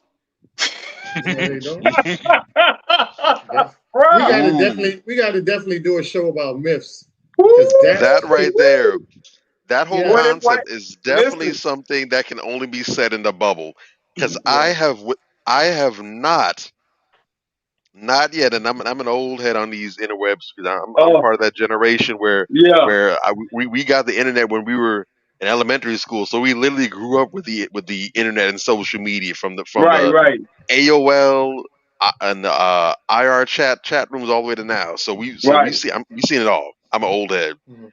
I Mhm. have Mhm. never in my lifetime seen a black woman or any non-white woman. I've never seen a black woman though drop some nonsense about black men are just such and such. White men would never do such as I've never seen they get injected out into the public discourse and not What? seen a white man or two or several respond and say, actually, here's why you're wrong, and make them look like a whole entire jackass. I've never Yeah. not seen it. And it's Bruh, and when I be seeing how they be going in, I actually feel bad for them. Like, you know what? bruh. Sit back, Peter Peckerwood. You're doing too much now. She's already down. You already hit her with a knockout blow. Now you just beat. Yeah. It's They are disgusting. Now back harsh. up. You've done enough. I They just had are to throw that harsh. That's in. why they can only say that in private because if they say that in mixed company, they know damn well they're gonna get knocked down and made to look foolish. Yeah, Yeah. And their egos can't. I've literally seen sisters boo-hoo crying online I've seen it. because they thought Zaddy was gonna be different. They found out no, he's not different. He's a man. Look what happened to the child's father of Holly Berry. That motherfucker put her on child support Yeah, he quick. did. Even look at the girl who was on the Parkers, the Yeah. black chick from the Parkers, and he had a baby from Britney Spears. He put her black ass on child support. Then he was trying to get Britney on Some child white ass. support. That Yeah, yeah, yeah. Okay. exactly. Yeah, Her white ass. Yeah, he put her on child support. Yeah, bruh. It's yeah. serious out here. Yeah, dog. This These is why white you boys are need to be reality savages. based. That Yeah, they man. wrote the handbook. These white guys are savages. They don't I care about actually women. heard a sister, and of course you just know. Of course, she was speaking with the most authority and confidence, talking Mhm. about black men and I'm talking about black men and red pill, whatever. Talk about white men don't do such as. And I'm like, ma'am, you know I that was on black that men thread. did not found. Yeah, you were there. Like I you was know on that black thread. men didn't found red pill. You know that this is the brainchild of white men. Right. Mhm. I just know you've heard the name Rollo Tomasi or you've seen that these are the godfathers, the architects of the red pill movement. Now, black men are the ones who, as is the case with most things black people touch, we made it pop off. We made it Right. hot. We Right. injected it into the mainstream public discourse and lexicon. But way before Mhm. this became a household talking point and common knowledge, the white folks was at this. Right. Yeah. But here you are, just confidently casing how ignorant you are, putting this on us. Like, ma'am, Hmm. get informed. This is a byproduct of what happens when you do not live in reality and you live in possibility. We talked about this recently as well too. The whole Yeah. idea of not living according to reality and logic, but based on fantasy and wishes and low probabilities because you're hoping it's going to come to fruition. We talked about Correct. this, Mm-hmm. and it sets you up for failure. It sets you up to look stupid. Correct. Just saying. Yeah. We just hey, like fellas, you gotta tighten up. Y'all gotta pull back. You know what I'm saying? Y'all gotta step up and make sure that you putting your foot down on some of these women. Here's a prime example of that. No. I took this one out for you. You take this one, I keep this. You are not taking my whole wallet so you can go shopping. I was just gonna buy some groceries. Were you now? Look at the look on George's Chef. face, bro. That nigga said bullshit. Yo, George was not having it. He was Oh not my having it at all. God. Not You are having it at not all. taking my whole wallet so you can go shopping, goddammit. You That damn man right. said. You gotta pull That back. man said, "I do not go and waste my 40 hours slaving away for Mr. friggin' Spacely for you to come in here with your bullshit. He pulled Oh, her ass back in the spaceship, bro. We got to watch that again. That was too funny, man. No. I took this one out for you. You take this one, I keep this. You are not taking my whole wallet so you can go shop. The look of disgust on his face. How many Joe episodes? Biden looks at black people. Damn. Yo. Not wrong. I want to show you guys this video as well. It really gets in the topic because a lot of people don't understand. There's a lot of women that are out here telling the truth of what's going on. Collectively, we need to understand what's being told and being honest with ourselves so we can push back and get the right, correct narrative and agenda on plate and not have these people just push anything down our throats and we accept it. So I want y'all to pay attention to this. A gender war? Absolutely. There's a gender war because men are the underdogs right now. Men are the ones being told you're feared, you're wrong, everything you do is wrong, go make money, don't show emotion, be. Women are making a rise to the top. We've over-feminized so much and included women so much, which is great, but we don't have to tear men down to include women. So why is there so much talk about male privilege? Because for a long time there was male privilege, and now the script is flipped. Now women are the ones with privilege, but no one's ready to hear that. But why are we still talking about male privilege? Because no one's ready for it. We're not ready to make that change. We're seeing more women in films, more women in power. The amount of jobs that I have seen that say women only is ridiculous. In an effort to... Real talk. And you know what's crazy? I was watching my cousin's graduation yesterday, right? You know that that brought Ebony K. Williams. She came to mind because she was talking about how, you know, so many more black women are in college and graduating college than black men, or whatever the case may be. And when you think about it, women are the majority population. There are more black women than black men. So that kind of makes sense in that regard. And my cousin goes to a school that is not a black school. And I was sitting up there for 20 minutes at a time sometime waiting to hear a male name.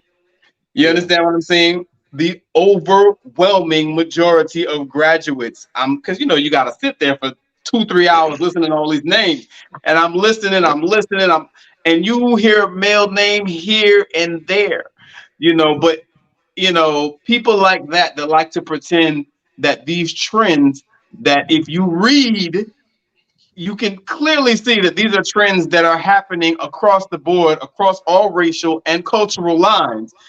You know, they want to pretend this is only happening to black people, you know, and somehow black men are so bad because, you know, this is only happening within our community. I just wanted to kind of point that out. It kind of dovetails with what she just said. You know what I mean? Like, you know, now women, you know, they get a gang of privilege that unfortunately a lot of times it's undeserved. I'm in IT.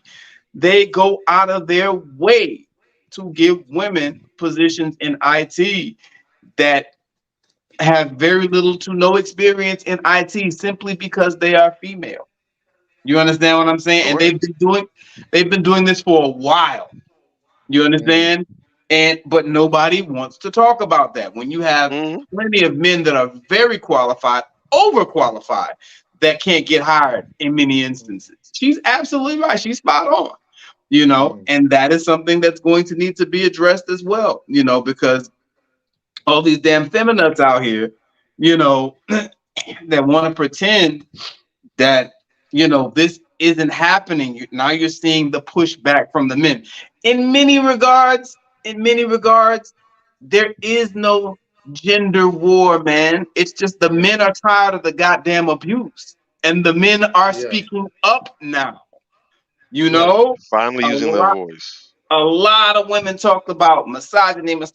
Oh, you hate the women. Oh, Lord. All this for how long? When there is this misandrous culture of male bashing that has been pervasive for the past 40 goddamn years. Are you serious? You understand? I mean, you got in media, in song.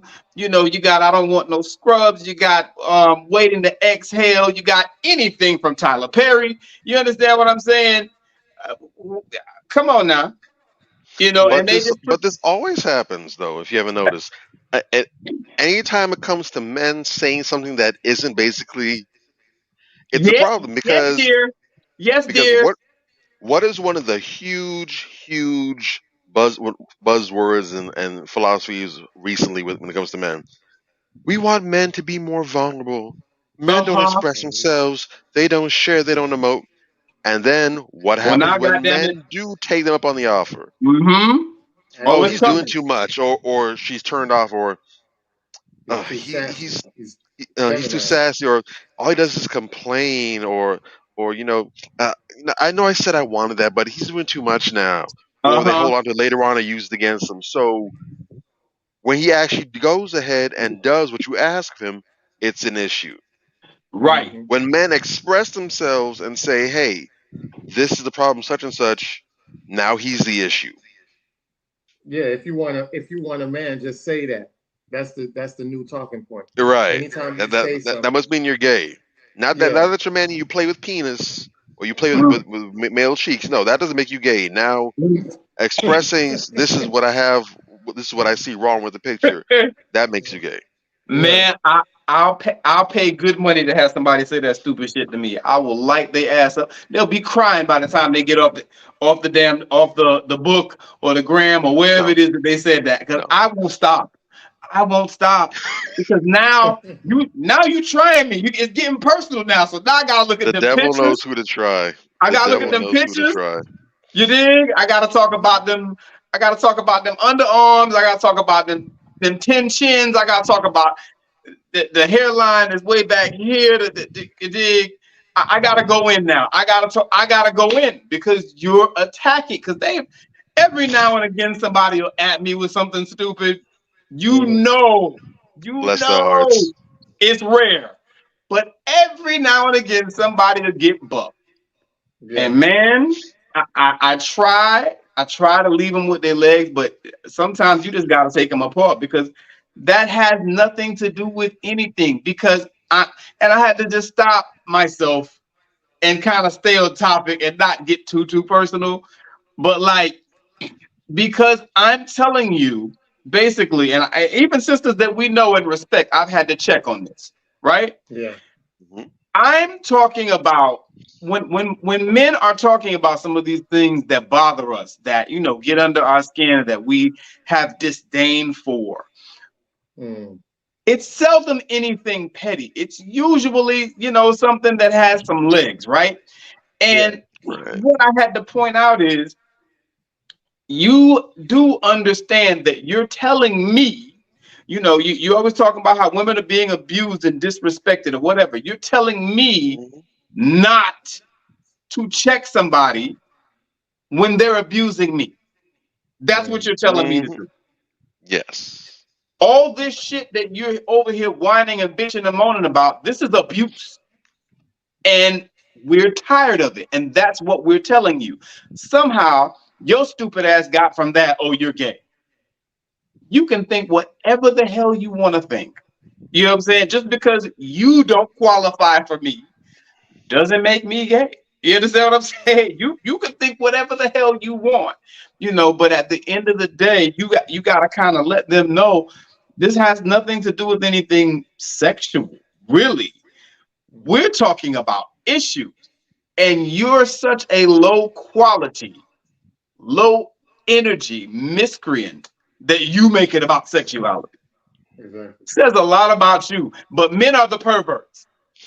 But you take when we're talking to you about issues that you Yeah, complain we don't communicate enough. Okay, now we're talking to you about issues and you yeah, make it about sexuality. What a correct, monkey. Who does things like that? correct. But Jesus. and they'll leverage all manner of psychobabble talk about you're gaslighting this, that, and the third, you're doing all these other things. They do that too, yes. Meanwhile, they're the ones that do it. So what it shows is that in many cases, what Mm-hmm. we think of as gender warring, a lot of the underpinnings of it, the basis of it, really stems from hypocrisy. Yeah, True. because True. we'll have issues because we have issues where like you said, some of the very same things that they'll call out, this is misogynistic, you're gaslighting, you're attacking, you're shaming, you're doing this and the third. Yeah. Many of the same people making the biggest ruckus about it do the exact same things. In Real some talk. cases, they're doing the same sentence. Yeah. Real talk. But Real talk. before they even get to the period, the question mark, or the exclamation mark, right Yeah. at the end, they went ahead and did the same thing they were just talking about. He was like, so the issue isn't that this is being done. The issue is that it's being done to you. If you're the one that's lobbing the bullets, it's fine. As long as you're Exactly. as long as you're the rabbit with the gun, it's fine. But when the rabbit has the gun, now it's an issue. Precisely. And it goes So, back to the question of, so supposedly the issue is, like you're talking about, the issues about equality. Is it really equality you're after, or do you just simply want to flip the tables and be on the quote unquote winning side? Do great you actually question. want to get to a place of equivalence where neither men nor women are above the other, or do you want to get a place where it's women with the female privilege and they're lording it over the men to go ahead and get your lick back?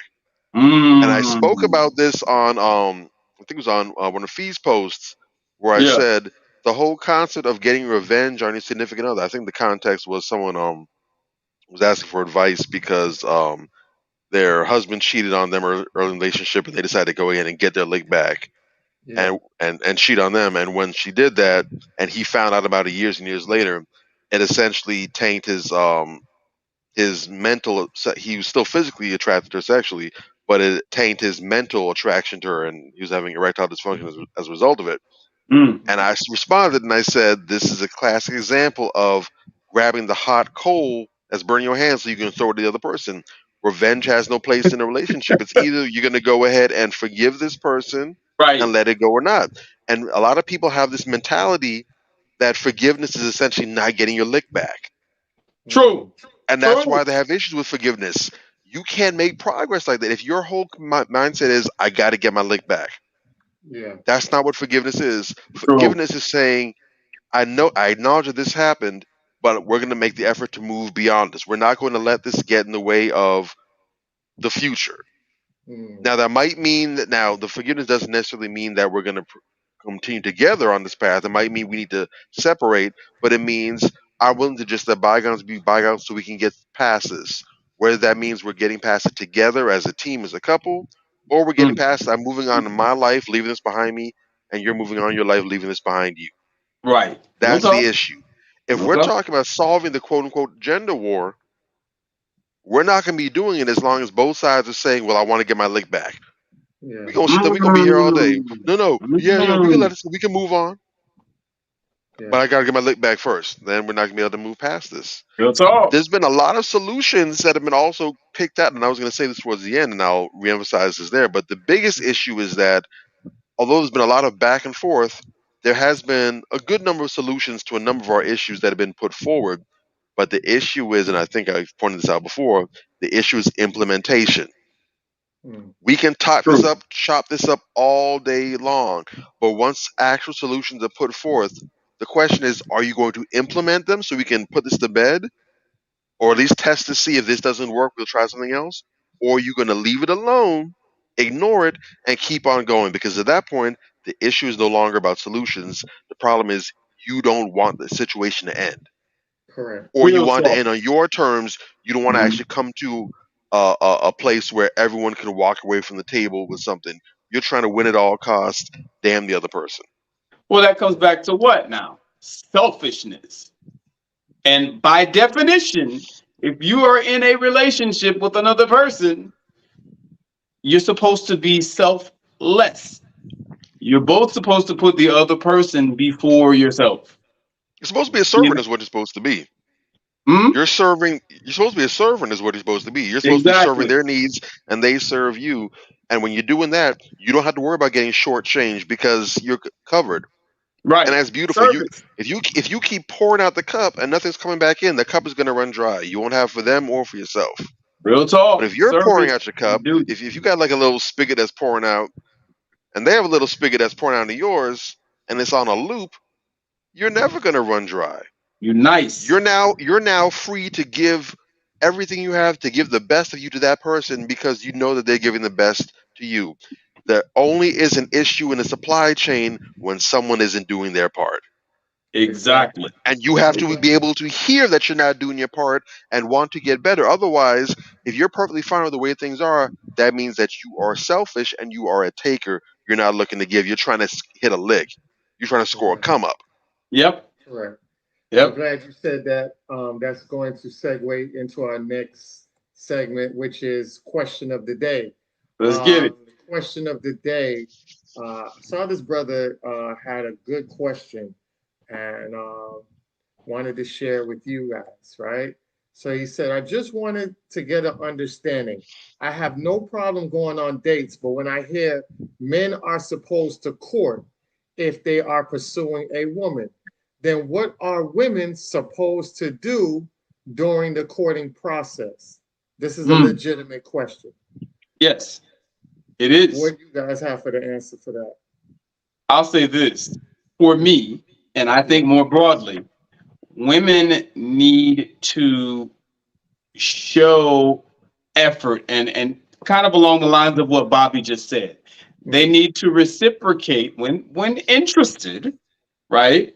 When interested and when equally vested, they need to reciprocate the energy and make themselves available. I know, Ant, some time ago you made you didn't make a post, but I think it was on one of the shows that we were on.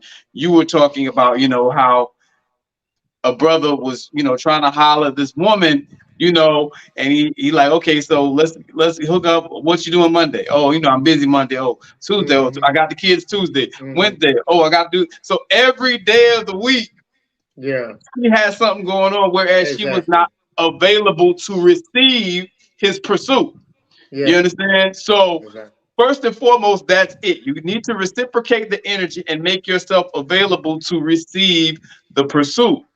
And I think just putting your best self forward and showing the utmost respect go a long way, especially in this day and age when you have a large percentage of women out here who go out of their way to not show respect for women. To not show respect for men, or to not give men the proper respect. Sisters need to really be as feminine as possible, as emotionally available as possible, and reciprocating that energy during that phase. And I think you'll be all right. You don't have to do much. The onus is on the man. We accept that. We accept that. But I think that sisters need to respect the fact that the onus is on the man and he has to do a lot. You know what I mean? So if you're really interested, lend yourself to that brother. Of course, you do your proper vetting first. Don't just welcome anybody in. But once you've decided, hey, this is something that you want to rock with, and this is somebody that you want to really get to know, put your best self forward, and open up and be emotionally and physically available and reciprocate the energy that the brother is putting forth. And I think everything goes well.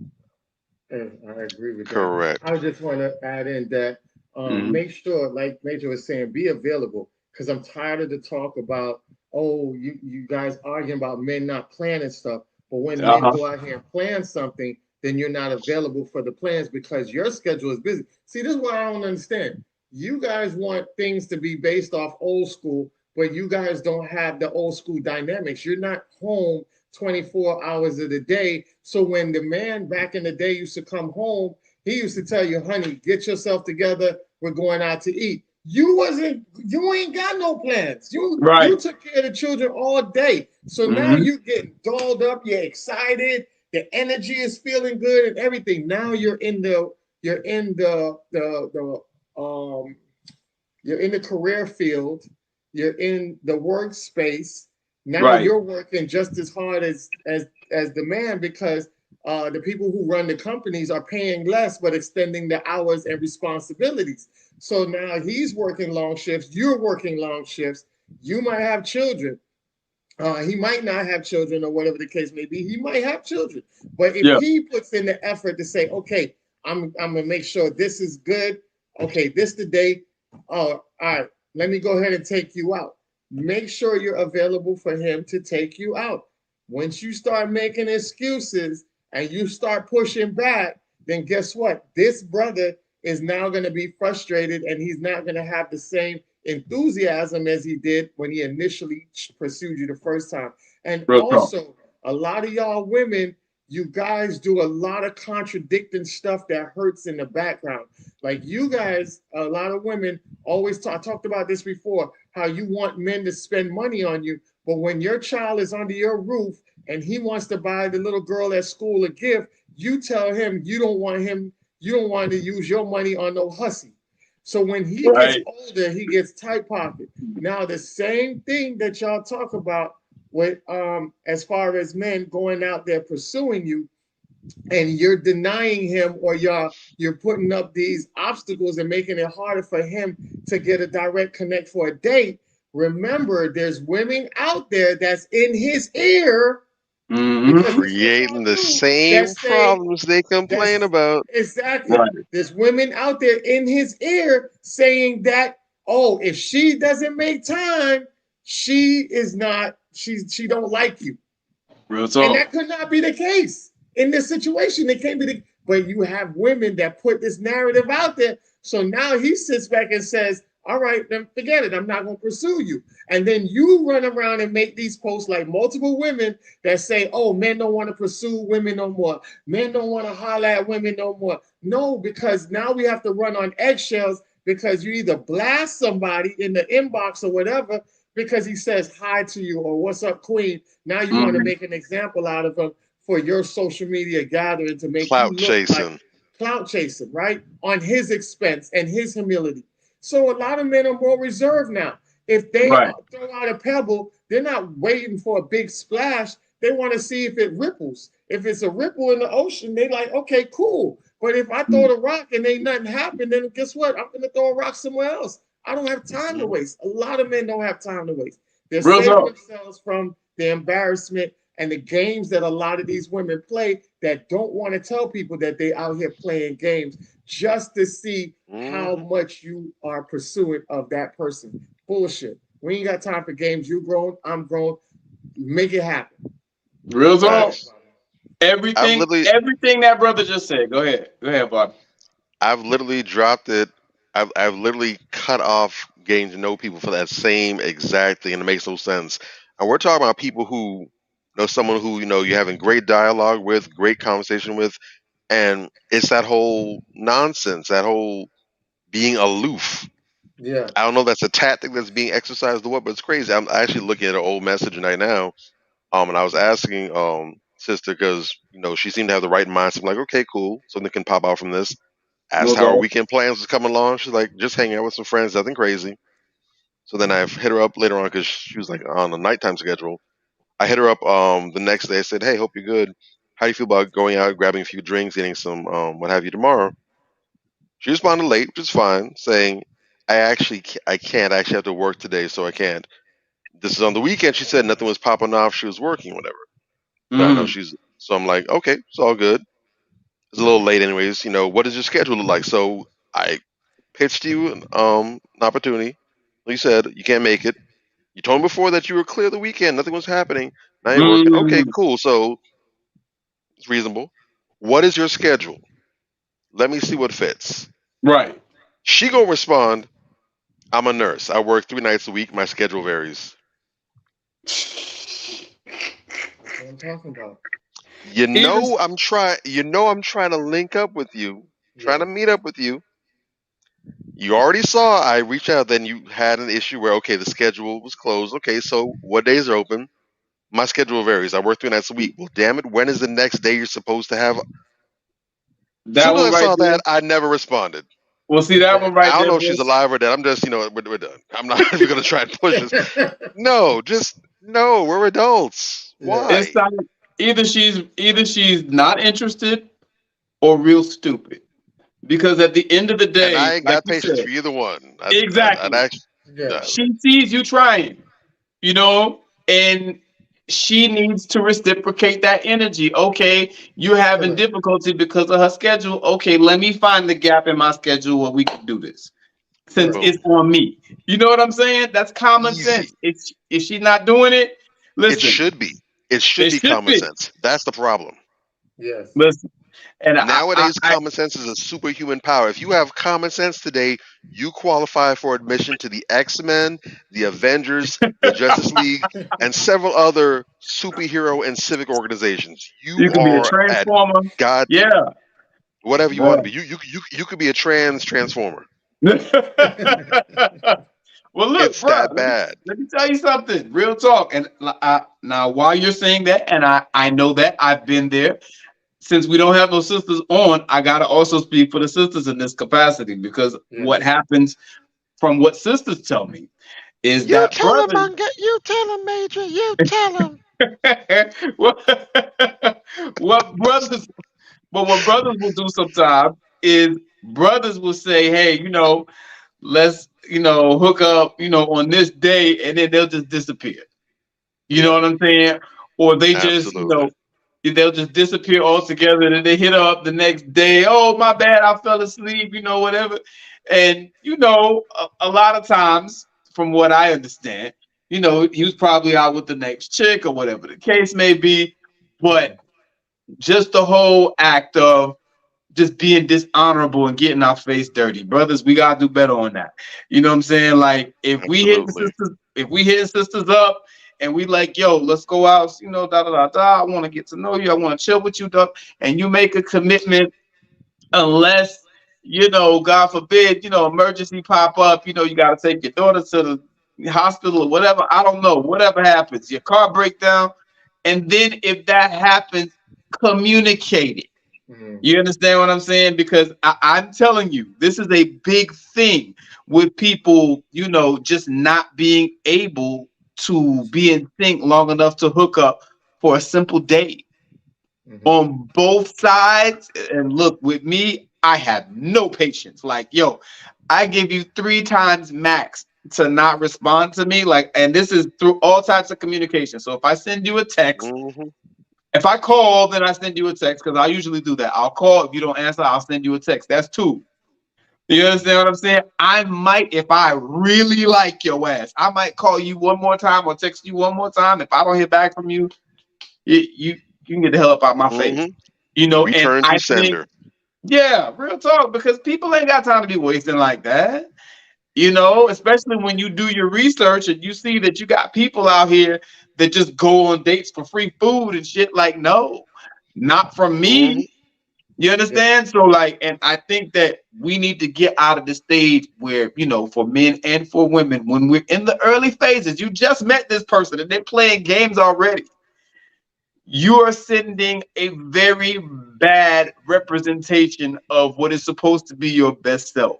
You can't return simple goddamn phone calls and texts to the point where we can, make a connection and hook up to see each other. Yeah. How are we gonna facilitate a relationship? Just saying. And I'll land my plane there. Go ahead, and I'll be here all night talking to you. Yeah. So to answer the question to the brother posed, best way I can do it is using the analogy of gardening or farming. As a man, it is your job to, in the courting process, it's your job to sow the seeds, to toss the seeds out there. That's your job. Her role is of the soil, where she is to take hold of the seed, nurture it, and make something pop off. In other words, you're taking the lead, you're taking the initiative. She's supposed to be cooperating with the agenda. She's supposed to be facilitating that. And now, due to her cooperation and participation with you, things are able to develop and blossom. Now, I'm not saying you say jump and she's supposed to do cartwheels and backflips. I'm not saying that. But if you're putting forth effort, let's do this, let's take this. She's supposed to be going along with it for the most part. It is to a lesser extent really about her basically watching you to see who you are and to really see if you are who you say you are. If you really that dude. Are you him Duncan? Are you Hemi Superfly Snook? Are you Hemi Butler? Real talk. That's what it's about. So you're taking the initiative. You're here auditioning for her to see, okay, well, she's going to get to see what kind of man I am. As she responds, as she reacts to your input and to your coordination, because remember, a lot of people will say, well, that sounds like it benefits the woman. No, she benefits, but you benefit as well, too, because as she might be the recipient of your leadership and you going, you also get to choose how you go about it. So if you're intelligent, you're not just randomly saying, "Well, let's go have a picnic. Uh, let's go here. Let's go there." You should be setting the stage where you can see what you need to see out of her and vet her properly. So Yeah, yes, she's along for the ride and she's enjoying it, but you also get to see how she responds, what she does, the same way she gets to see how you think and how you move. So you yeah. gain to feel each other out. So you casting out the seeds, she's catching the seeds, and hopefully something's gonna bloom and blossom out of that, or it doesn't. That's how the game goes. So dope analogy. And let me just add to that real quick before you move on. And I just gotta invoke my grandmother one more time. Shosho always used to tell us, "No experience is lost." So not only do you get to see in real time, how this young lady moves, how she, motions, what her qualifications are or aren't. You also get to add that to your repertoire so that you know what to look for going forward and how to move going forward. It'll make you a sharper man overall and someone who's much sharper in the dating game, in the dating realm, so that you're not wasting your time and so forth. I think that's very important to add in as well. Yes, definitely. Indeed. Yeah. All right, so we're gonna go into our next segment. Hell yeah or hell no. Let's get it. So let's get it. Let's get Yeah. it. All right. Boom. Hell no. Hell yeah, hell no. Let's go. All right, first up, Red Fox. Hell yeah. Hell yeah, that's my guy. That's Hell R.I.P. yeah. to the OG. Rest in Definitely. peace. All right, next up is DC Comics. Oh yeah. Yeah. I'll say yeah.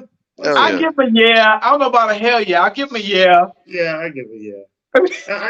Oh yeah. Yeah, there's some DC shit. Green Lantern. I like the Green Lantern, even though the movie sucks. That's I'll my go with man's. Green Lantern. We Yeah. don't talk about that movie. We don't talk about Yeah, that. yeah. I'm still bitter. And that's what I Yeah, was and camping then out you for. got Aquaman. Aquaman movies is sick. That's dope. Yeah, so I'll give it. DC's on top. I always liked their comics because I always felt that Marvel's was a bit, not that I'm not, because I like Marvel too, but I always felt that Marvel's characters, whatever, were always a bit more kind of, I guess, Cartoon and kiddish. A bit more DC unrealistic. DC almost felt more grounded, more gritty, Yeah. what have you. It's As far as the entertainment goes, Marvel runs the war with the movies. Yeah, They run but the yard. DC's animated joints are real quality Yeah. stuff. I'm talking about not Okay. the kiddie stuff, but Yeah, real yeah, good. If I'm mad that they can't seem to take what they do with the animated films and flip it on the Exactly. screen, because if they did, they'd easily be watching Marvel. I think they're doing that on purpose. I think they want Marvel to be that. They don't want DC to overcome what Marvel is, when it is for the children and all that. I think it's more family oriented with Marvel because DC is really gritty and grimy and dark if you look at it. Because Batman's on there. Batman's dark as hell. Oh you know yeah. what I mean? If The you new look at the Batman. OG, the detective comics, like the original Batman stuff, Yeah. they got gutter. Yeah. That was a gutter storyline. Yeah. All right. Next up is Gucci. Nah. Hell no. With a Hell capital hell. No. However, no. hell yeah to the brother Dapper Dan, but Gucci, hell no. Yeah. Hell no. Because they've been doing some racist shit lately. The hell with Gucci. Trick Daddy. Hell yeah. I'll deal with Trick Daddy. Hell yeah. Hell yeah. I'll post some Trick Daddy. Hell yeah. I'll You fuck with can't. Trick Daddy. I'll chop You it up gotta with acknowledge Trick the man, bro. Yeah, You gotta rock with Trick it. Daddy. Yeah. Man, big up to the Daddy Dollars for sure. Uh-huh. Nike Air Max. Hell yeah. Fuck Hell yeah. Hell yeah. Hell yeah. My girl just got a pair of them joints. I'm gonna get a matching pair. Oh yeah, Max's is the shit, dog. I love Max's. Hell yeah. Childish Gambino. Hell yeah or hell no. Hell yeah. I like Childish Gambino. Hell Y'all don't like him? What y'all talking about? What y'all talking about? I'm talking about the You ever watch creativity ATL? and his music. Bro, you I like okay? his music. His music. You ever is watch good. ATL? You like you was in pain just now. I like ATL. I like the show ATL. I think he actually pushed a lot of the envelopes with ATL. He It did, was man, but it it's was an just too interesting many show. I dig the show. too many white balls to be on the screen at ATL, bro. Like it's just weird, man. Like it's always some white dude's balls on the screen, bro. Like shit. Oh, I ain't seen that. I've And never did you seen see? the whole series, so that's news to me, and I'm glad I don't know. And did you Yeah, see the Hillary Clinton? yeah. Did you see the Hillary Clinton pantsuit he wore to the Oscars after party, bro? Well, see now So his public life, oh, I don't get with his public life and who he married and all that. But I that did nigga like going the through some fact that things. he pushed he really highlighted the con game with the what's it called it? Oh gosh. The Foster con game. He highlighted that in one of his episodes, which I thought was Okay. pretty dope. You know, Interesting. so he I'm does gonna go push with a hell yeah. then the I'm gonna go with a hell reparations. yeah. Yeah, with the reparations episode. I think he pushed Yeah. the envelope some with that. I'll I give think a it hell. was I'll comical. give a hell yeah to his art for the most Yes, part. to his art. Yeah. That's what I'm talking about. To his Um, art. Donald. So for Childish Gambino, hell yeah. Yeah. Donald Glover, the brother that has some work to do. Hey, But man. Exactly. Shit. I'm a rubber stamp the Childish. Hill of feel you on that. Frames. Yeah. All right. WizKid. Who's that? Hell Is that yeah. the African Yes. dude? Yes. The Hell yeah. Afro beats. I don't know him like that. What? No. That's my I've guy heard right of there. him, but I don't really know him like that. Like I I He only got know that. his know Burna music. Boy, but I don't know anything else around him. But yeah. hell yeah to the music. That Afro beats be Yeah. popping. His music, Yeah. he got some bangers, bro. Oh, okay. Bangers. Cool. Yeah. Cedric the Entertainer. I like Sid. Hell And yeah. hell yeah to Sid. Hell yeah. I fucks with That's the Sid, dude man. right Sid is a there. That's the cool dude. OG. Yeah, he's a cool dude. Yeah, I like Popeyes. Sid. Hell yeah. I eat some fucking Popeyes. I like Popeyes.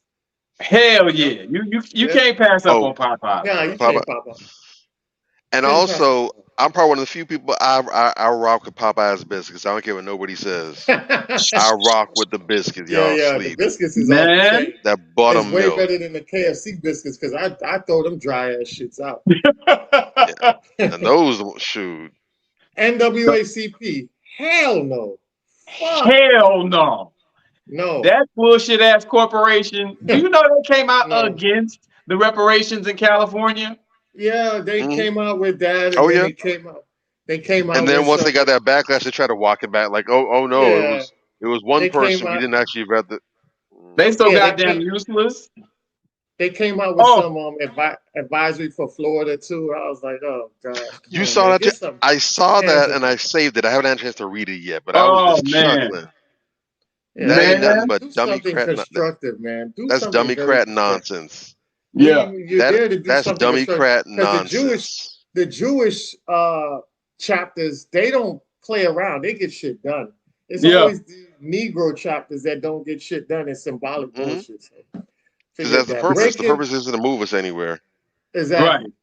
Breaking Bad. Hell yeah. Hell yeah. Hell yeah. I've Classic. seen it. I don't even That was think a I've great seen show. some of that. Classic. I think I missed And I out on will that say, definitely been. See, I missed it when it was a thing and everyone was watching it. I missed it, Yeah. but I binged the episodes on Netflix. Yeah. That was a really, really good. I'm glad I got to do it too, because no one got to ruin Stellar. any episodes for me or spoil nothing. I Yeah. just got to go through it organically. That was a great show. Big ups to almost called man Walter Mitty. Cranston. Big ups to Bryan Bryan Cranston. Cranston. Okay. Monster. I rock with them heavy. On Malcolm in the Middle as Yeah. Hal. Yeah. I didn't think he had the depth to play that character, because that character went through some interesting transformations. That was Yeah. great writing right there. And Really you gotta dope. watch that shit, man. Top Yeah, 5 I'm gonna TV check it shows out. of all time. I think it's on Netflix, so I'll check it out. It's on this stuff. I didn't understand why the hype was at the level it was when I Mhm. didn't watch it. After seeing it, I get the hype, and I definitely agree it needs to be up there in them top lists for sure. Top Oh. 5 of all time. Real All talk. I'll accept that. I can Yeah. accept that. All right. Lee Daniels. Hell no. Fuck no. Hell no. No. No. Lee Daniels. No. Hell no. After he tried Oh. to do that little shady joint with the brother from The Rock. Oh, you mean Dame? Dame. Yeah, he Yeah. had to come. Dame Dame had to Dash. come check him about his That money. No, Not I and the even always other tell just people stuff, that. this. I always tell people this, and his and other all the nonsense that he got all going the on. fellas that's out there listening, I Yeah. want you guys. This is a code for fellas, right? This will make sure that you're not on no janky shit.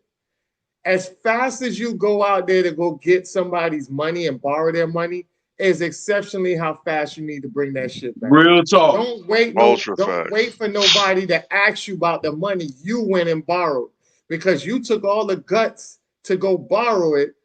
Go have them same guts to run back and give them back their bread. I remember Right. I gave somebody back some money. I borrowed some money one time, a long time ago, and I gave them back their money. They said, "Damn, brother, I totally forgot about this bread." Because they know I I don't even didn't. ask for it. Mm? But I said, dog, let me tell you something. I don't owe nobody out here. And I make Right. it a pride to say I don't owe nobody out here. Right. Fellas, make Face sure face you have that clean. code of conduct. Yes, definitely. Gotta Real have your All talk. right. face clean out here. Miami Heat. Hell yeah. They Yeah, winning right now. yeah. I think they Look like And might the I be. boys about just to and I go. just saw the pop Yeah. up. We didn't put a foot. We put a whole kneecap up that Oh yeah, franchise Yeah. ass. history. They made franchise Busted. history 30 point. We They were beaten by 30-point deficit. So that was the first time we had a big lead like that in get your franchise history. Swiffers, get That's your what's up. Dyson, your whatever. We about to sweep Yeah, It's them going boys down. already one more But and we in the finals. woo, Stacey again. Abrams. Oh hell no. hell no. Stacey Abrams, no. I'm good off Stacey What's Hell Abrams. no. what's lower than hell? Below hell. Whatever that is, below hell, nah. Woo. Matter of fact, get the Boy, place underneath that. If that I happens, I'll never bust saw that the ass big down. hype. I never Yeah. saw the big hype. What's the big deal about Stacey Abrams? Do nothing Negro. Yeah. She's Another just one. another Kamala Obama. That's it. Only thing she Uh, good at is for shit talking black men. Mm-hmm. And then Oh yeah. talk about completely ignoring black men unless it's shit talking. And then when they don't get elected, want to blame black men. Oh, why Mm-hmm. didn't you vote for me? She's yeah. Well, disgusting. your anti-black misandry didn't help matters. That didn't help. Exactly. Exactly. Go sit your ass down and move around. Mm-hmm. All right. Kelly Rowland. Hell yeah. Hell Fuck yeah. yeah. That's our sister. Fuck. That's my sister, man. I Ooh, rocks with she Kelly look. heavy. I rock Who Yes. with Kelly. also has a healthy respect for black men. Black men. Yeah, And Shout it's out Kelly grossly Rowland. she loves black definitely. men out loud with her actions, how she I love that. conducts herself. I love that Salute and about Hey, our sister. appreciate her. and let me tell you something. I like her as far as her. Y'all might not think she got good acting skills, but she did a good job. And I like the show. It was a real good show called Seat Filler. If y'all haven't seen a movie called Seat Filler with her and Dwayne Martin, man, that's a funny movie, man. And it also Okay. had the brother, what's the comedian? Oh gosh, the little red comedian that was in Barbershop. God, I forgot his name. Oh, I'm never gonna remember the name. Yeah, I can't remember. I see his face. I can't get this Yeah, name. I can't remember either. But yeah, definitely y'all check that out. Seat Filler. All right, But Lace Front. No, D-Ray. D-Ray, that's it. D-Ray. There we go. D-Ray. Got it. D-Ray's in there, and the black girl from Spice, the black Spice Okay. girl's in there. Scary Spice. Yeah, Okay. Scary Spice. Oh man, it's a good Interesting. movie, man. Real good Interesting. love movie, yo. Bet.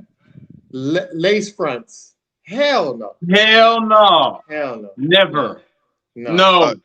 Oh, you mean to toss him in the dumpster fire? Hell yeah. Yeah. No. MMA. Hell yeah. Yeah. Hell yeah. Hell yeah. Hell yeah. Shout out Bobby Drake. He on his way. Nice. Yeah. Definitely gonna see Drake up in there. It's going down. I was laughing at that video. I was laughing at your video at one point. I swear. I got to keep the face. I got to keep my face pretty, man. This is the money maker, so I get paid out here. No, let me tell you something. It will make you laugh when y'all see two men fighting, and then there's like some positions y'all get in. It's like that shit is hilarious, dog. But it's funny as hell, though. It's comical. But yeah, you did a great job. All that Mexican ground fight. Shout out to my young boy Josh, man. Doing big things. Definitely. Two warriors out there doing their thing. Yay. Lamar Jackson. Hell yeah. Hell yeah. That's my That boy is a homie. problem. Yes, sir. That I boy hope is he a does real problem. good. Yes, And he sir. got his money. Hell yeah. Yes, he got his money. Basketball wise. Get your paper. Hell no. No. Hell no. No. Basketball Hell birds? Hell no. no. No. Mm-mm. Hood rat I hipsters. Hell no. I wouldn't No. dare insult wifehood by calling them basketball wives. That's basketball birds. Yeah. There you go. That's it. Jesus. Michael Blackson.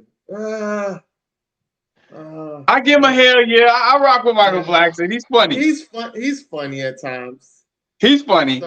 Some of the He said- I know stuff I'm trying to remember. I know he's had some suspect shaky things Yeah, he did recently have with him. some I'm trying to suspect remember what they exactly are. But in terms Yeah. of the comedy, for the most part, it's a hell yeah. Yeah, he's Hell funny. yeah. I'd be laughing and cracking up at his stuff. He's nice. He's nice. All right, so that's for this week's of Hell Yeah, Hell Nah. Yay. Definitely. Before we get into our crown check real quick, we do want to run down 5 points of what we talked about today, just to give clarity of what we had going on, which is the gender wars. And we just want to run down the 5 types of people that keep the gender wars going. People that do not know how to properly articulate their grievances with opposite gender. People that do not know how to accept constructive criticism. 3, people that coddle and make excuses for people whose behavior needs correction. 4, people that refuse to change. And 5, which I think is one of the most frequent, is miserable people that want people to be alone and unhappy like they are. And those are the 5 types of people that keep the gender war going. You guys can write that down and take notes of these people. And if you can, avoid them. If they don't want corrective behavior, just avoid them. Sometimes crashing and burning on their own is the only way they'll change. You got to treat them like somebody that's addicted to drugs, an addict. A lot of times you can take an addict and bring them to rehab. They won't go, they won't stay. But if they really want the help, they'll come to you and say that they want the help, and then show you that they're willing to change by any means necessary. So if they're not going to be at that level, just stay away from them and just level up with people out here that are trying to get positive and healthy conversations going. With that being said, let's go down to our next and final segment, which is Crown Check. Yeah. You know why I'm here. So when we talk about gender wars, we always talk about, this person, I think, relates to the subject because this woman is such a profound woman, a super dope entertainer, and a super dope activist. A lot of people might have seen her on a couple of videos, interviews, and just have been doing some really dope stuff out here and making some real monumental quotes and statements that really inspire and uplift the Black community for both Black men and Black women. And that recipient is no other than Nina Simone. And definitely, Nina Simone was an American singer, songwriter, pianist, and a civil rights activist. Her music spans styles including classical, folk, gospel, blues, jazz, R&B, and pop. She was just that versatile with whatever she was doing. Also, Simone's consciousness on racial and social discourse was prompted by her friendship with playwright Lorraine Hansberry. Simone stated that during her conversations with Hansberry, we never talked about men or clothes. It's always about Marx, Lenin, and revolution, girl talk. The influence of Hansberry planted the seed for the proactive social commentary that became an expectation in Simone's repertoire, right? So one of Nina's more hopeful activism anthems, To Be Young, Gifted, and Black, was written with a collaborator Weldon Irving. In the years following the playwright passing, acquiring the title of one of Hansberry's unpublished plays, Simone's social circles include notable Black activists such as James Baldwin, which we talked about and we honored one night as well. Stokely Carmichael, which is one of my favorite activists, been doing this thing. Langston Hughes, as you know, that's monumental right there. And the lyrics of her song, Backlash Blues, were written by Langston Hughes. And also, beyond the civil rights movement, Simone's social commentary has not limited to the civil rights movement. The song For a Woman exposes the Eurocentric apparent standards imposed on Black women in America, and it explored the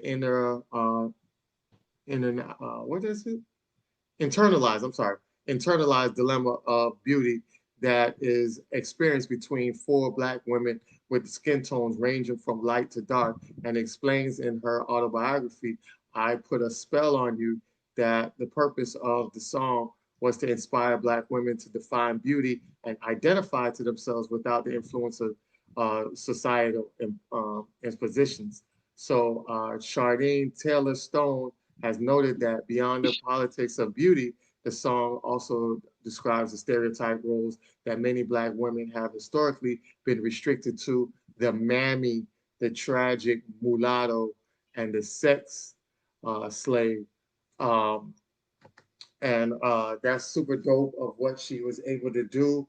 And we love Nina Simone, everything she stood for, her activism, just being a strong pillar for the Black community, especially during that time when Black women was definitely looked upon in an iconic way. And we was just so grateful for her to come through and during our lifetime. And that's our queen check for the night. So with that being said, I'll let you fellas wrap up what you wanted to say and close to the topic of tonight, gender wars. Well, listen, real quick, I'm not going to be too long. At the end of the day, like I said, a lot of these so-called gender wars, you go back to the list, it comes mostly from people who are not able to properly articulate their issues with the other gender, or from people who are not able to accept the constructive criticism from the other gender.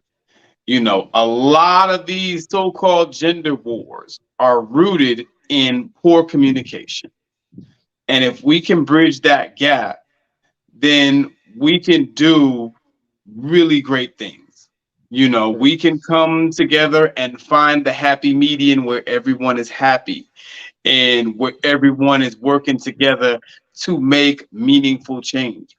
It can be done, but we have to be willing to change things about the way we communicate. And more broadly, we need to be willing to change things about ourselves. That's another big thing.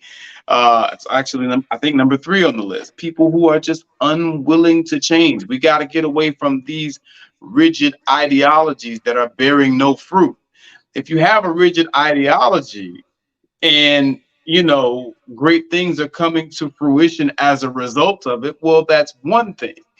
But, we cling to these rigid ideologies that are not working, and I think that is, the height of stupidity when you continue to do something over and over that you can see isn't working. So we have to be, in addition to better communicators, where the energy of what we're putting out is, something that someone is going to receive well, because we're putting it out there in our best possible way of putting it out there. We're putting it out there in a way whereas you can tell that we're trying to help. Even if we sound harsh, you can tell that this person cares. Farrakhan says some extraordinarily hard things, but no one doubts that Minister is trying to help with what he's saying. because of his track record and because of the way that he's speaking to you, if you're really paying attention. So going out and coming in, we need to work on our communication. We need to be willing to change, and we have to come out of our misery and want well for other people in our community. We have to want others to be able to succeed, and we have to help them be able to succeed in the realm of dating and relationships, and more broadly, and just relationships generally, so that we can build a strong Black nation. So that's what I gotta say. A lot of times it's not a gender war. It's simply, the people are just not coming to the table in good faith, and they're not responding in a way that is in a good faith response, whereas they're looking for the same change that they claim that they want to institute. It has to, you got to be consistent, folks. We got to be consistent. We got to be better to ourselves as a collective. And I'll land my plane. Awesome. Bobby? Absolutely. As far as I'm concerned, the question ultimately is, do you want peace or do you want war? That's what it comes down to for me, from my perspective. Because at the end of the day, we do have a lot of issues. Men and women, unfortunately, have gotten to a point now where we have been doing a bit of growth, or rather, I should say, movement, independent of each other. And we're a little further apart from each other than we have been in the past. So we have to realize that there are some things that's going on. We need to bridge the gap to some extent. There are things that men need to work on. There are things that women need to work on. There are issues that men have with women. There are issues that women have with men. Some of these things are founded and they have basis and justification.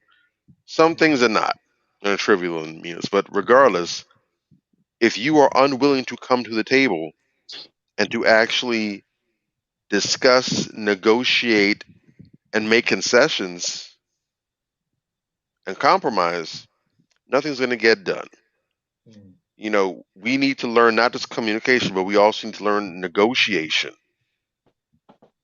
We need to learn compromise. You have things that you want, they have things that they want. If you think that you're going to be able to come to the table and just list out your demands, your wants and desires and needs, and you're going to be able to get up and walk away with everything you want while not having to yield or give up on anything, you are out of your rabbit ass mind. Real It talk. don't work that way. Trying to negotiate a zero-sum game is ultimately a losing effort, and you're basically wasting everyone's time. It's not going to happen. And doing that also creates more bad feeling, which further fuels the gender warring and going back and forth. Instead, you have your list of things that you believe need to be worked on. You discuss these things with each other. This is my concern. This is what I like. This is what I don't like. Delivery does need to be minded, yes. The way that they're speaking and getting the points across does matter. However, we like to jump on the idea of tone. No, the delivery is the way they said it. There is some justification for that. However, communication has two parts. There's the speaking, the transmitting, but there's also the listening. Yeah. And that seems to always get lost in translation because you're so big on emphasis of, you didn't say it the way I like, so I have a problem. There's a responsibility for the speaker. There's also a responsibility for the listener. Yes. Do not be out here talking about you need a perfect speaker when you know good and hot damn well you are not a perfect listener. You can't listen to understand. You listen to respond and to counter. You can't let them finish their thought, their train of thought. You can't let them get it out. You have to jump and interrupt on them. You always have to internalize everything. You can't just listen objectively and just evaluate what's being said. There's always a catch or caveat with you. Come on now. It ain't going to work. You have to be willing to come to the table, hear each other out, so you can have a good faith discussion. Once everything's on the table, you understand each other's train of thought. Now you play the bargaining game. What are you willing to? What is immovable for you? What is not up for negotiation? What things can you live without, or what things can you bend on? Because they're like maybe a middle ground we can reach on one of those things. And once you hash all that out, make the agreement. Walk away from the table together. You didn't get everything that you wanted. They didn't get everything they wanted, but you got something, and you can work and build off of that. That's negotiation. Real talk. It's essential. But if that's too much work, you'd rather go back and forth and bicker, bicker, bicker, bicker, bicker, then understand that we are in a gender war because you make it personal. Don't do like church. Turn to your neighbor, say neighbor. No, don't turn to your neighbor. Mind your business. You are the reason why the gender war exists. Yeah, it's on your shoulders. Real talk. When you do your part, you alleviate that burden, you lighten the load. But if you decide that you're going to be the obstacle, well said. If you want a solution, be the solution. Exactly. It may or may not be your fault, but damn it, take responsibility for it. Yeah. Do your part, do your portion, and we can get out of this thing. It's not worth it. It is. Definitely. I parked my Tesla. Charging overnight. So just remember, everybody, that next week is Memorial Weekend. So fellas, you guys take the time to be with your family. I know it's one of the biggest weekends of the year. So we're gonna not do a show next week, so that way anybody has any plans, they can go ahead and do what they need to do with their friends and family, or just relax. So we're gonna take a break next week, and we'll be back the following week after that. And fellas, always remember to put your foot down, right? And make sure. Hey, no. I took this one out for you. You take this one, I keep this. You are not taking my whole wallet so you can go shopping. I was just going to buy some groceries. I said what I said. And she was like, before we went out, just a reminder, going into Memorial Weekend, your wallet's gonna be tapped, fellas. Hey, this is a big weekend, so make sure that you guys are putting your foot down. You can shut out a little bit, but hey, I give you this, give me back my wallet. All right. She got a 2-drink limit at Wet Willie's. She got a 2-drink limit. Exactly. better savor the flavor. Man, we love y'all. We appreciate all the feedback. Man, it's been so far a great year. The Manifestations is only going to get bigger and better, and definitely. So we'll see you guys in 2 weeks. This week, follow, like, and subscribe. Stay safe. Like, subscribe. Tell a friend to tell a friend. You got 2 weeks to help promote this to be bigger than what it is. Just remember, but we want to make sure that our friends and families and everybody watching this, that you guys stay safe. A lot of times when we go to the into a big weekend, such as Memorial, you're dealing with tons of people, tons of traffic.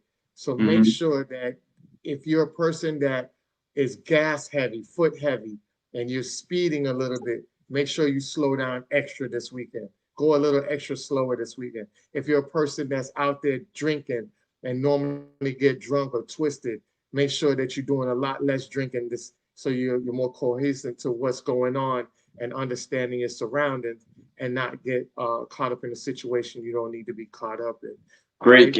Also, Great make advice. sure that you're not running around here to go here, because when you're expanding yourself in different places, you increase the risk of something happening to you, and that's not in a positive way.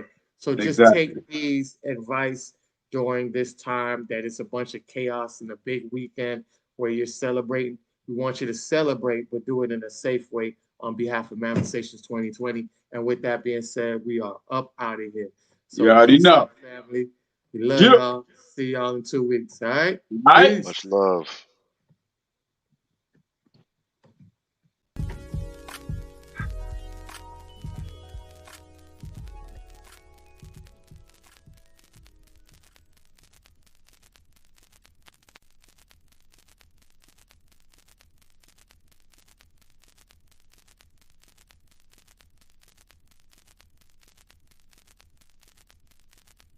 On the album, we do things like songs that are a little, what we call sexy.